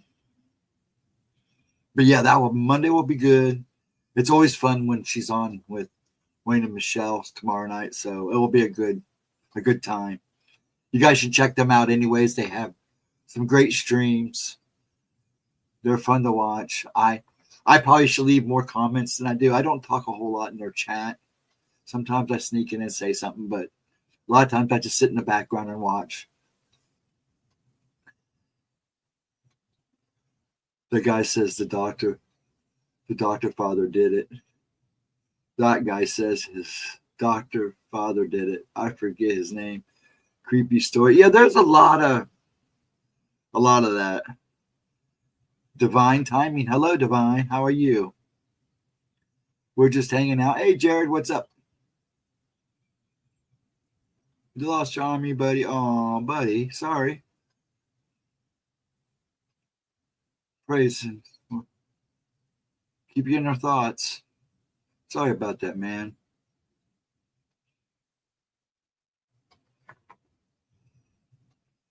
Pope in critical condition just got the notice. Oh, really? Yeah, I know he's been sick. They were just talking about him earlier. Best friend. Oh, man, that sucks, Jared. My heart goes out to you, bud. I'm doing good. Just good. Got done moving. Hope we're all good, Divine. Thank you. Well, I'm good. I hope everybody else is. Yes. Jared, very sad. Hearts go out to you, bud. I've lost a few friends lately too, so I know. I do know. One very close friend. Actually, two lately. So hearts go out to you, my man. And thank you for coming in, though. Divine and Jared. I'll just keep my prayers with you, bud. And for this family. You lost 2 last week. I lost. Yeah, I lost, Thomas, and then friends of the families. You're welcome, bud. You go get some rest, man. I know it's hard, man. Believe me, I do. Thomas was really close to me. I've had good friends, but Thomas was the friend I really never talked about, but he liked it that way. And him and Patricia goes, I will be lost. Because they're the people I don't talk about that I talk to probably the most. Next to Gemma and you good folks and my family. Yes, it is. Yes, it is, Edna. Yes, it is. It's hard. Yeah, because sometimes that best friend's seen you and seen more of you than your own family has.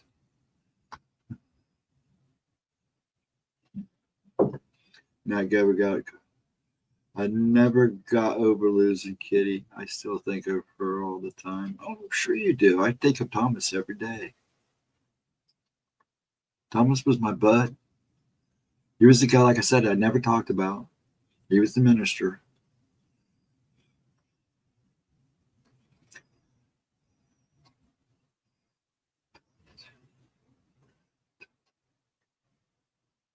Was it really? Jared, that's wild. Thomas Kevin Mayer. Yeah, Thomas was a very deep friend of mine. I grew up with this guy, him and this other girl. And it's pretty funny because these two people probably been in my life since I was probably 6, 7 years old. And I've had a lot of friends.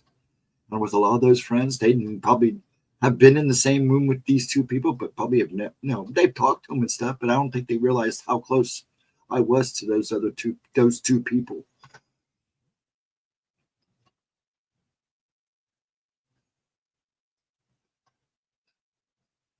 Oh, no, you're fine, Jared. It's good to come in and get a little sympathy. We don't mind that. That's what it's here for. A little love. It's always good to come in and get a little love. I have no problem with that, sir. None. It's all good, man. It's all good. Like I said, it's always good to come in and get a little love. There's plenty here to give. I can guarantee that. A lot of good folks here. Now, don't forget, folks, too, if Mr. Jarvis shows up for Wayne and Michelle's stream tomorrow night, make sure you wish the kid a happy birthday. It's tomorrow, Chris Jarvis's birthday. Kind of lighten things up a little bit, okay, Jared? But yes, you're more than welcome coming in. We love giving you love, especially for something like that. Because believe us, we've all been there. We all have.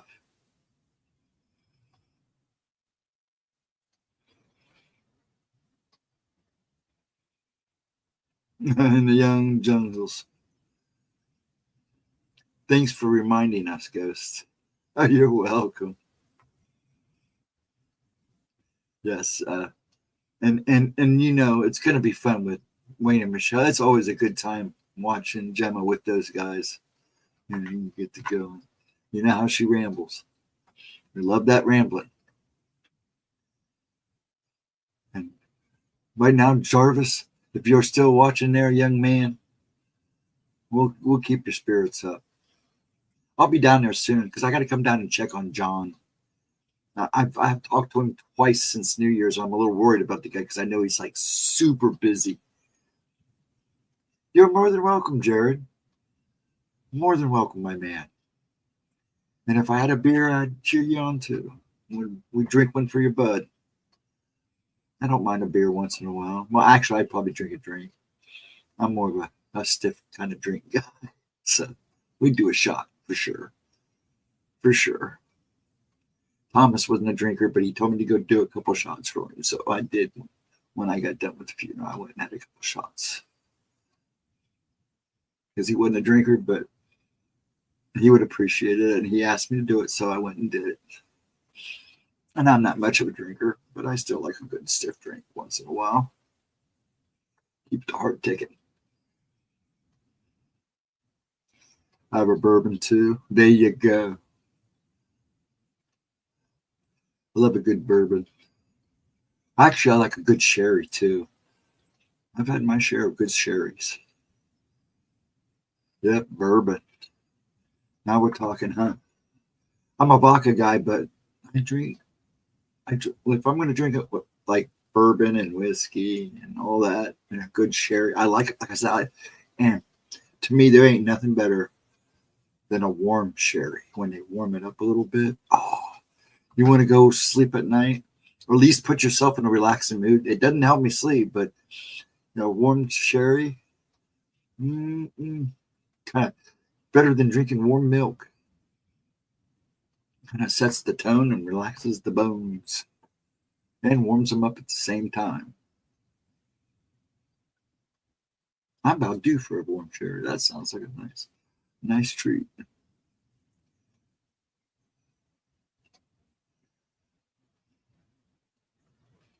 I hadn't had one of those for a long time.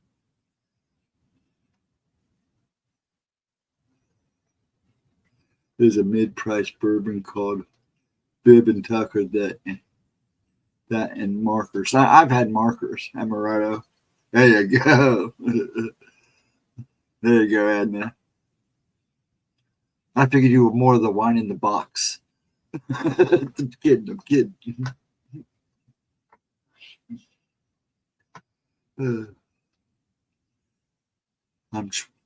I'm trying the Mediterranean diet. If I have any alcohol, it's red wine. There you go. Red wine's no, I don't mind. Me and wine have this funky kind of relationship. I'm not a big fan of it, but there are some wines I don't mind.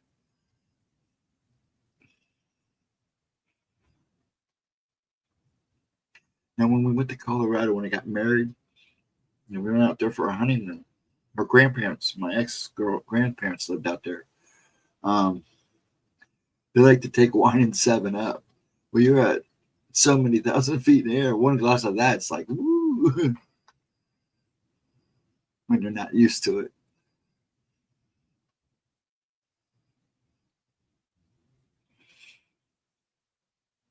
But yeah, me and wine.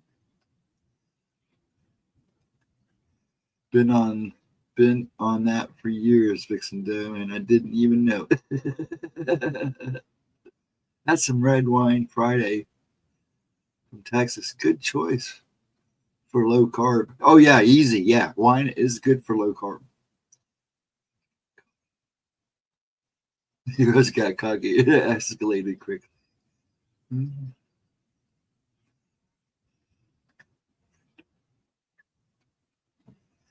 See, wine, that's the problem with wine, period, with me. And it always gives me a headache. And that's like champagne. Never been a fan of champagne either. It always gave me a headache. I think I tried it twice, and just one glass, it was like, oh, I can't do this now. And my head hurt for days. It's like, I don't even get drunk. It was just one glass. It must have been the bubbles. Got to my brain.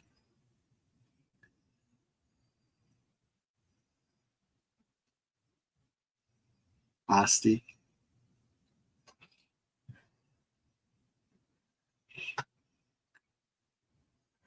Oh yes, now you're talking, Latro. Now you're talking my talk. I had a friend. He still makes it to this day, from what I understand. Made the best potato vodka you ever had. It was always good. Kind of like some of the old families' moonshine.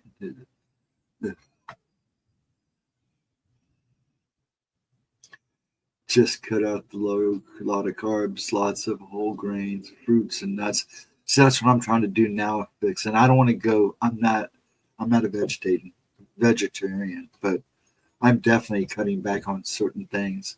I'm trying to back off the processed foods, but it's hard with these guys because sometimes fast foods, quick dinner is all I can make here because people get going, coming and going. Some people, so it's hard to cook for 3 people. Sometimes I'm only cooking for 2. And Pop's not eating like he used to, so he's not eating like the Marine he used to. So, yeah. Do you really? And I'll be over. I'm coming. Tell your hubby you're expecting a visitor. They're going to sit on the front porch and talk to the animals. We're going to talk to the animals and drink moonshine. Okay? Just tell him, hey, Ghostdragon's coming over. He's going to sit on the porch with me. And we're going to talk with the animals. He wants to tell me what they got to say. Since I know has your owl been back? I've been meaning to ask you that. It's in a blue mason jar. There you go. You can still a bed of cheese and whole grain crackers. There you go. I like cheese. I like cheese. My dad's a big cheese guy. I'm like, dude. But yeah, we are big cheese people here. We like our cheese. I always had a big thing for those platters with the The sausage and the cheese, the summer sausage and the cheese. People would give us those for Christmas because they know we'd eat them.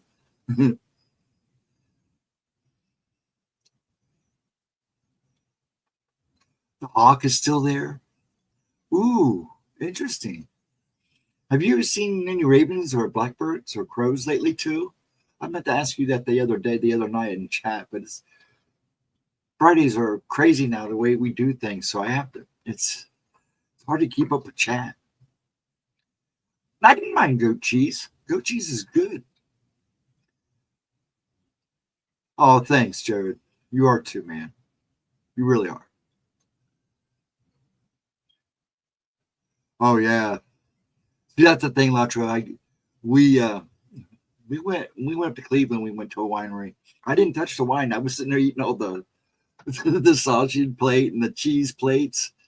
I was getting yelled at. Steve, stop it.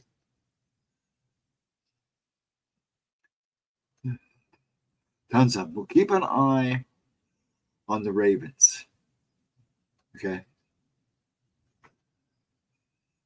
A lot of people mislead with the ravens. You guys all know that, but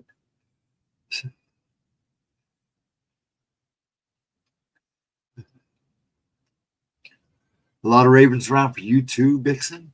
You know, we haven't had a lot of ravens because there is a difference. People don't understand there is a difference between a raven and a crow.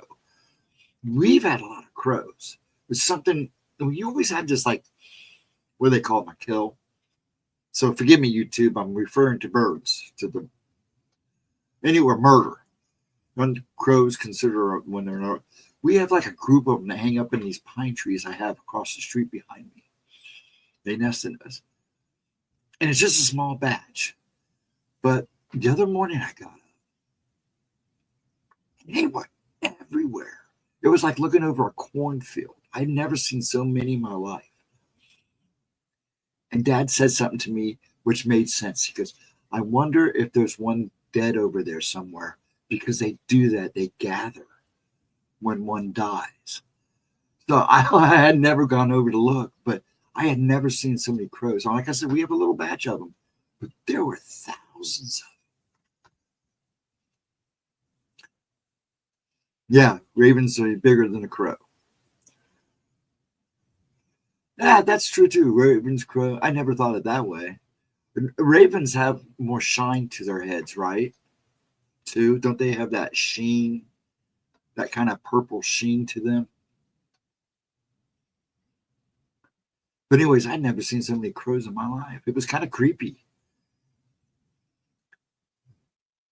But I'm glad your hawk's still hanging around. That's good. We got 2 pergies here in the neighborhood right now that I'm watching. A male and a female. Well, we have a couple red-tailed hawks that hang out in the cemetery. But behind us is a creek. Okay, like I said, behind me is north. And okay, it's my street, then there's another street, then there's a creek, and then there's a street that goes down to a little neighborhood. Okay, but there's forests. I'll have to show you how I would do someday. Anyways, there are a pair of pergies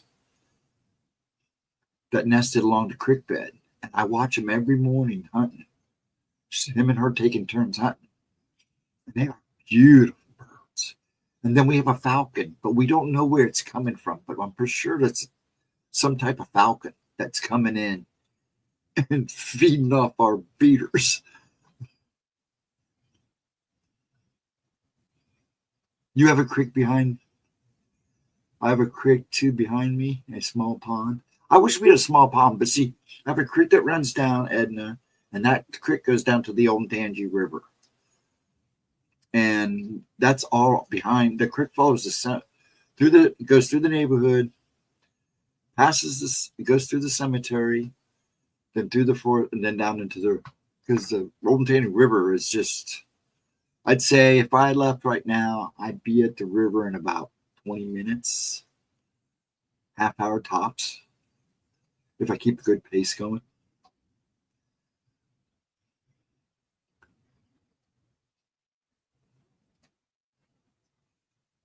As long as you don't get stopped by the People that are slowly moving into the woods. I used to play in those woods. Now I worry about people that go back there.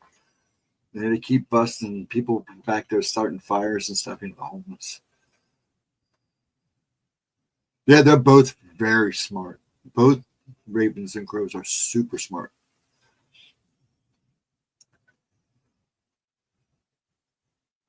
What are the other ones? The macaws? Is that what those are called? The macaws? The black and white ones? Man, they're mean. They're territorial. They can be so mean. I've watched those things attack people. You know what those called? The macaws? The black and white ones. They can be really nice or they can be super mean, but they're smart too. But all three of them remember. Like I said, the crows, I feed the crows and the ravens. Every time I have extra bread, it's like they know when I'm going to have like leftover bread heels or something, bread that didn't get eaten. I'll take it out in the morning and sometimes throw it in the front yard. They all come around and they know me. They'll watch. If I don't go out, I'll go out and stand at the window with my cup of coffee sometimes. And I'll see them sitting out there watching. It's like, I know they can see me in the window. It's like, I'm sorry, guys. I got nothing for you today.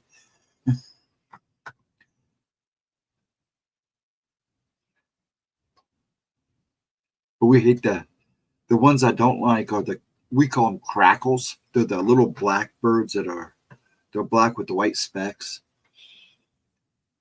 We hadn't seen any for like a while.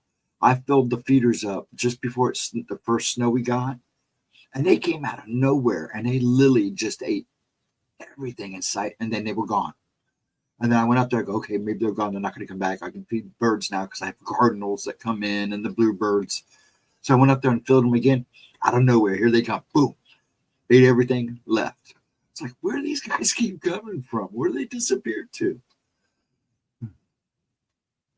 It's like they have a scout. Oh, the animals, they definitely watch us. Oh, no, for sure. I believe the animals actually talk to us. And when Adam and Eve did what they did, God took that right away from us to understand them. But I actually believe that we could actually talk with the animals before some people call it the great sin, but it was. Crackers or Storlings. There you go. We call them crackles, yeah.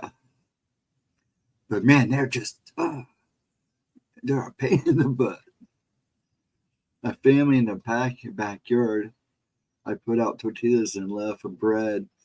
Then they wiped it out with the cat food. Yeah, they'll do it. Coons do that, yeah. For a while, we had a really big one that was hanging around. But now it's not the coons. We stopped seeing the coons. We couldn't understand why. And then we have a couple possums that cut through. I don't mind the possums because they look ugly, but there's a very special reason they exist. Anyways, what we found out because my dog was been 3 times this year had been sprayed by skunks. Well, we finally saw the skunk that sprayed him. She's a big old huge female. I actually had to chase him one day because he was going after. He wants to play with it. He thinks it's his buddy. And I'm like, dude, we got it. So now we have to go out with him at night to make sure now it's winter. It's in hibernation, but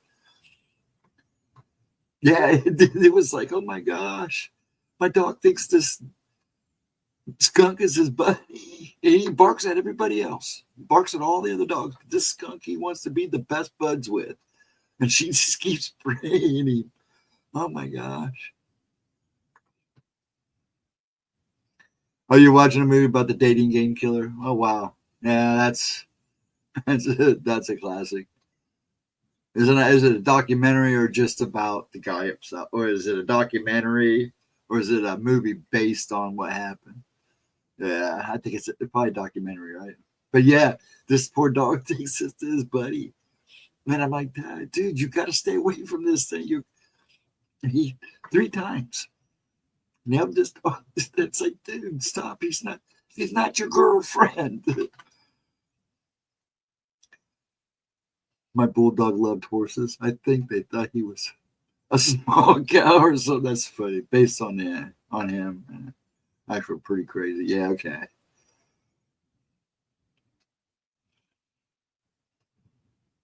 Yeah, my son started. Yeah, I probably will start it here soon. Reacher. Yeah. I've been watching. I got hooked on this one anime called Sakamoto Days. I'm loving it. It's fun. I'm enjoying it. But yeah, Reacher. We watch Reacher.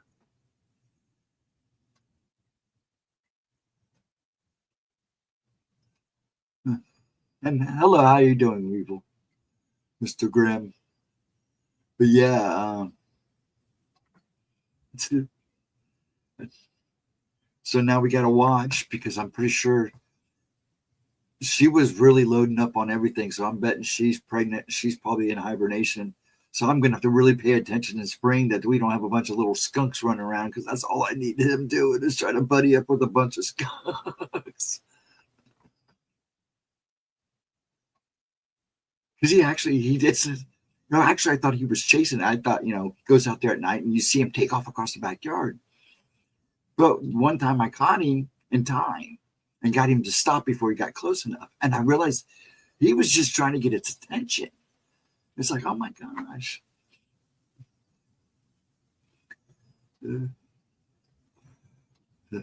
This they sound like running water. It's very cool.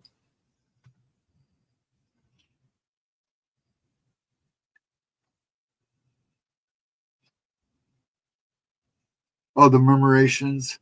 Yeah, they do have that really neat sound, don't they? I don't know these things. I don't. They come out of nowhere. I mean, it was like, holy crap. And they literally ate everything. I mean, they wouldn't let any birds near it. They would actually fly other birds away. I've never seen so many in my life. So we hadn't fed the feeders for a little bit. I got my two cardinals, my male, my female, yelling at me this morning. So I need to go out there and make sure I fill them and just hope that they don't get trashed. I had to go buy hot pepper soot because the squirrels were tearing everything up. So they don't like the hot pepper. I put some out one time and the squirrel got a mouthful. It was so funny watching him spit it out. It was like, oh man. And I like the squirrels. But there are another ones they'll get into everything if you let them. So I try to make sure they have their own little thing. That way they leave everybody else alone. And I got a couple of squirrels that are quite characters. And we hadn't seen bunny rabbits in the neighborhood for a while either. And I'm starting to see the bunny rabbits. I didn't think I'd see them as much during the winter, but man, I got up one morning really early, and there was like 7 of them out there, hopping all over the place. I was like, wow. I figured you guys be all curled up, nice and warm, but no, they were out. I hang up Lifebuoy soap to keep the critters out of the pansies. Oh, that's interesting. I'll have to try that. That is. The skunk probably goes, I can't get near the Lifebuoy. I don't want to smell too good. It'd be good to have on hand. Yeah, if Puff gets into the skunk again.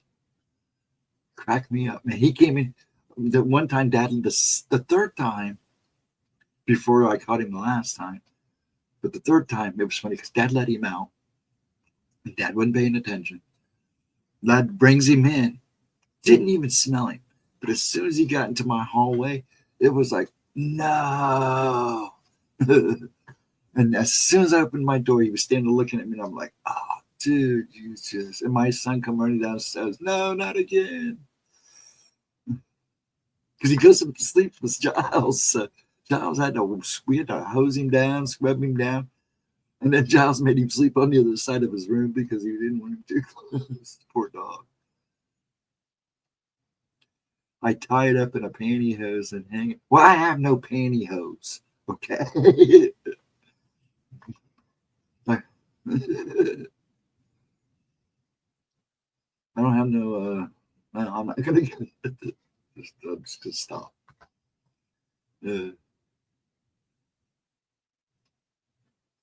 Sometimes I think my family thinks I'm talking to myself. Go to the dollar store.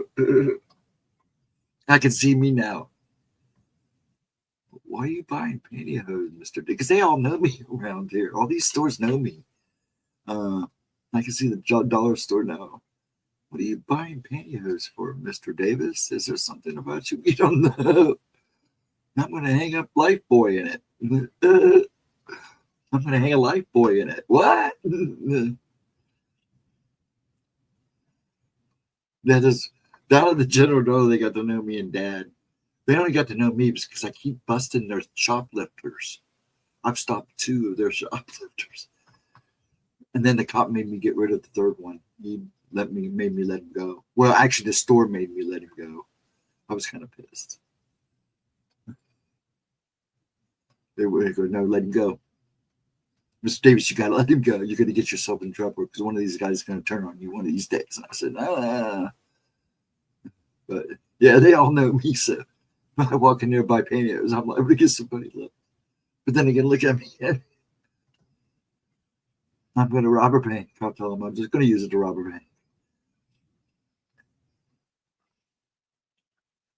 Remember those old movies where they used the pantyhose over their head? I always got a giggle out of that. I always thought, oh my God, what happens if they were used? Oh, sorry. Now I'm getting rude. Getting silly. You'd have to explain to yourself. Yeah, I would. Because like I said, a lot of these places know me. I mean, this Aldi's hasn't been open that long. They built on Aldi's at the top of the street. And they already got to know me. Hey, Mr. Davis. I don't know how they know my name. But then again, a lot of neighbors go in there, so they probably heard me talking to them. I'd love to see that. Yeah, it'd be pretty funny. Get some cheesecloth instead. Yeah, we can do that. That I do have. That I know we have. Actually, cheesecloth is good stuff to have around. It's like duct tape. There's a purpose for it. Yeah, but I can see Edna now filming the whole thing. You tell him, Mr. Davis. Laughing her butt off the whole time. She'd probably be telling him, oh, it's for his legs. He thinks it makes him look sexy. She'd just be egging him on.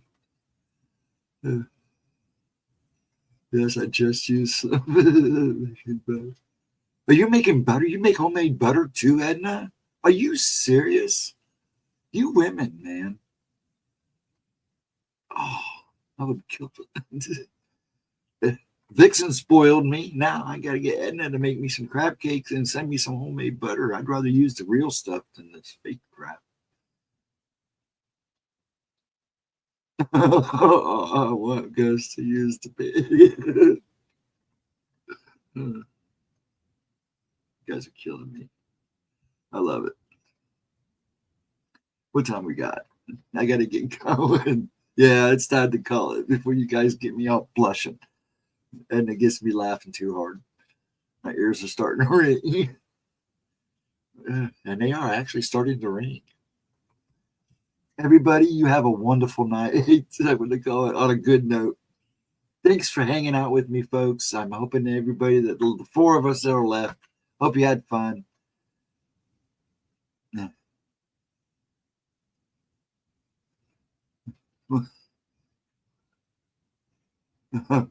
It's evil.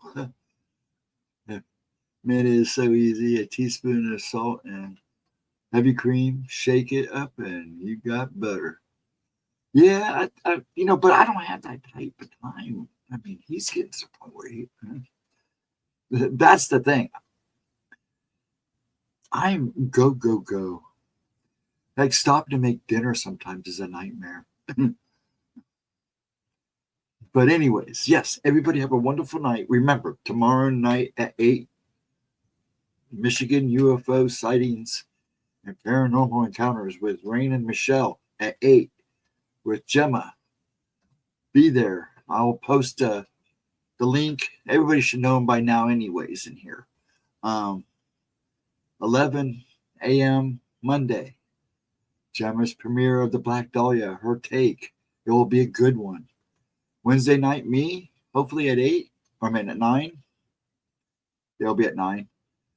I should be here. I plan on being here. Then Friday for Gemma's Oracle.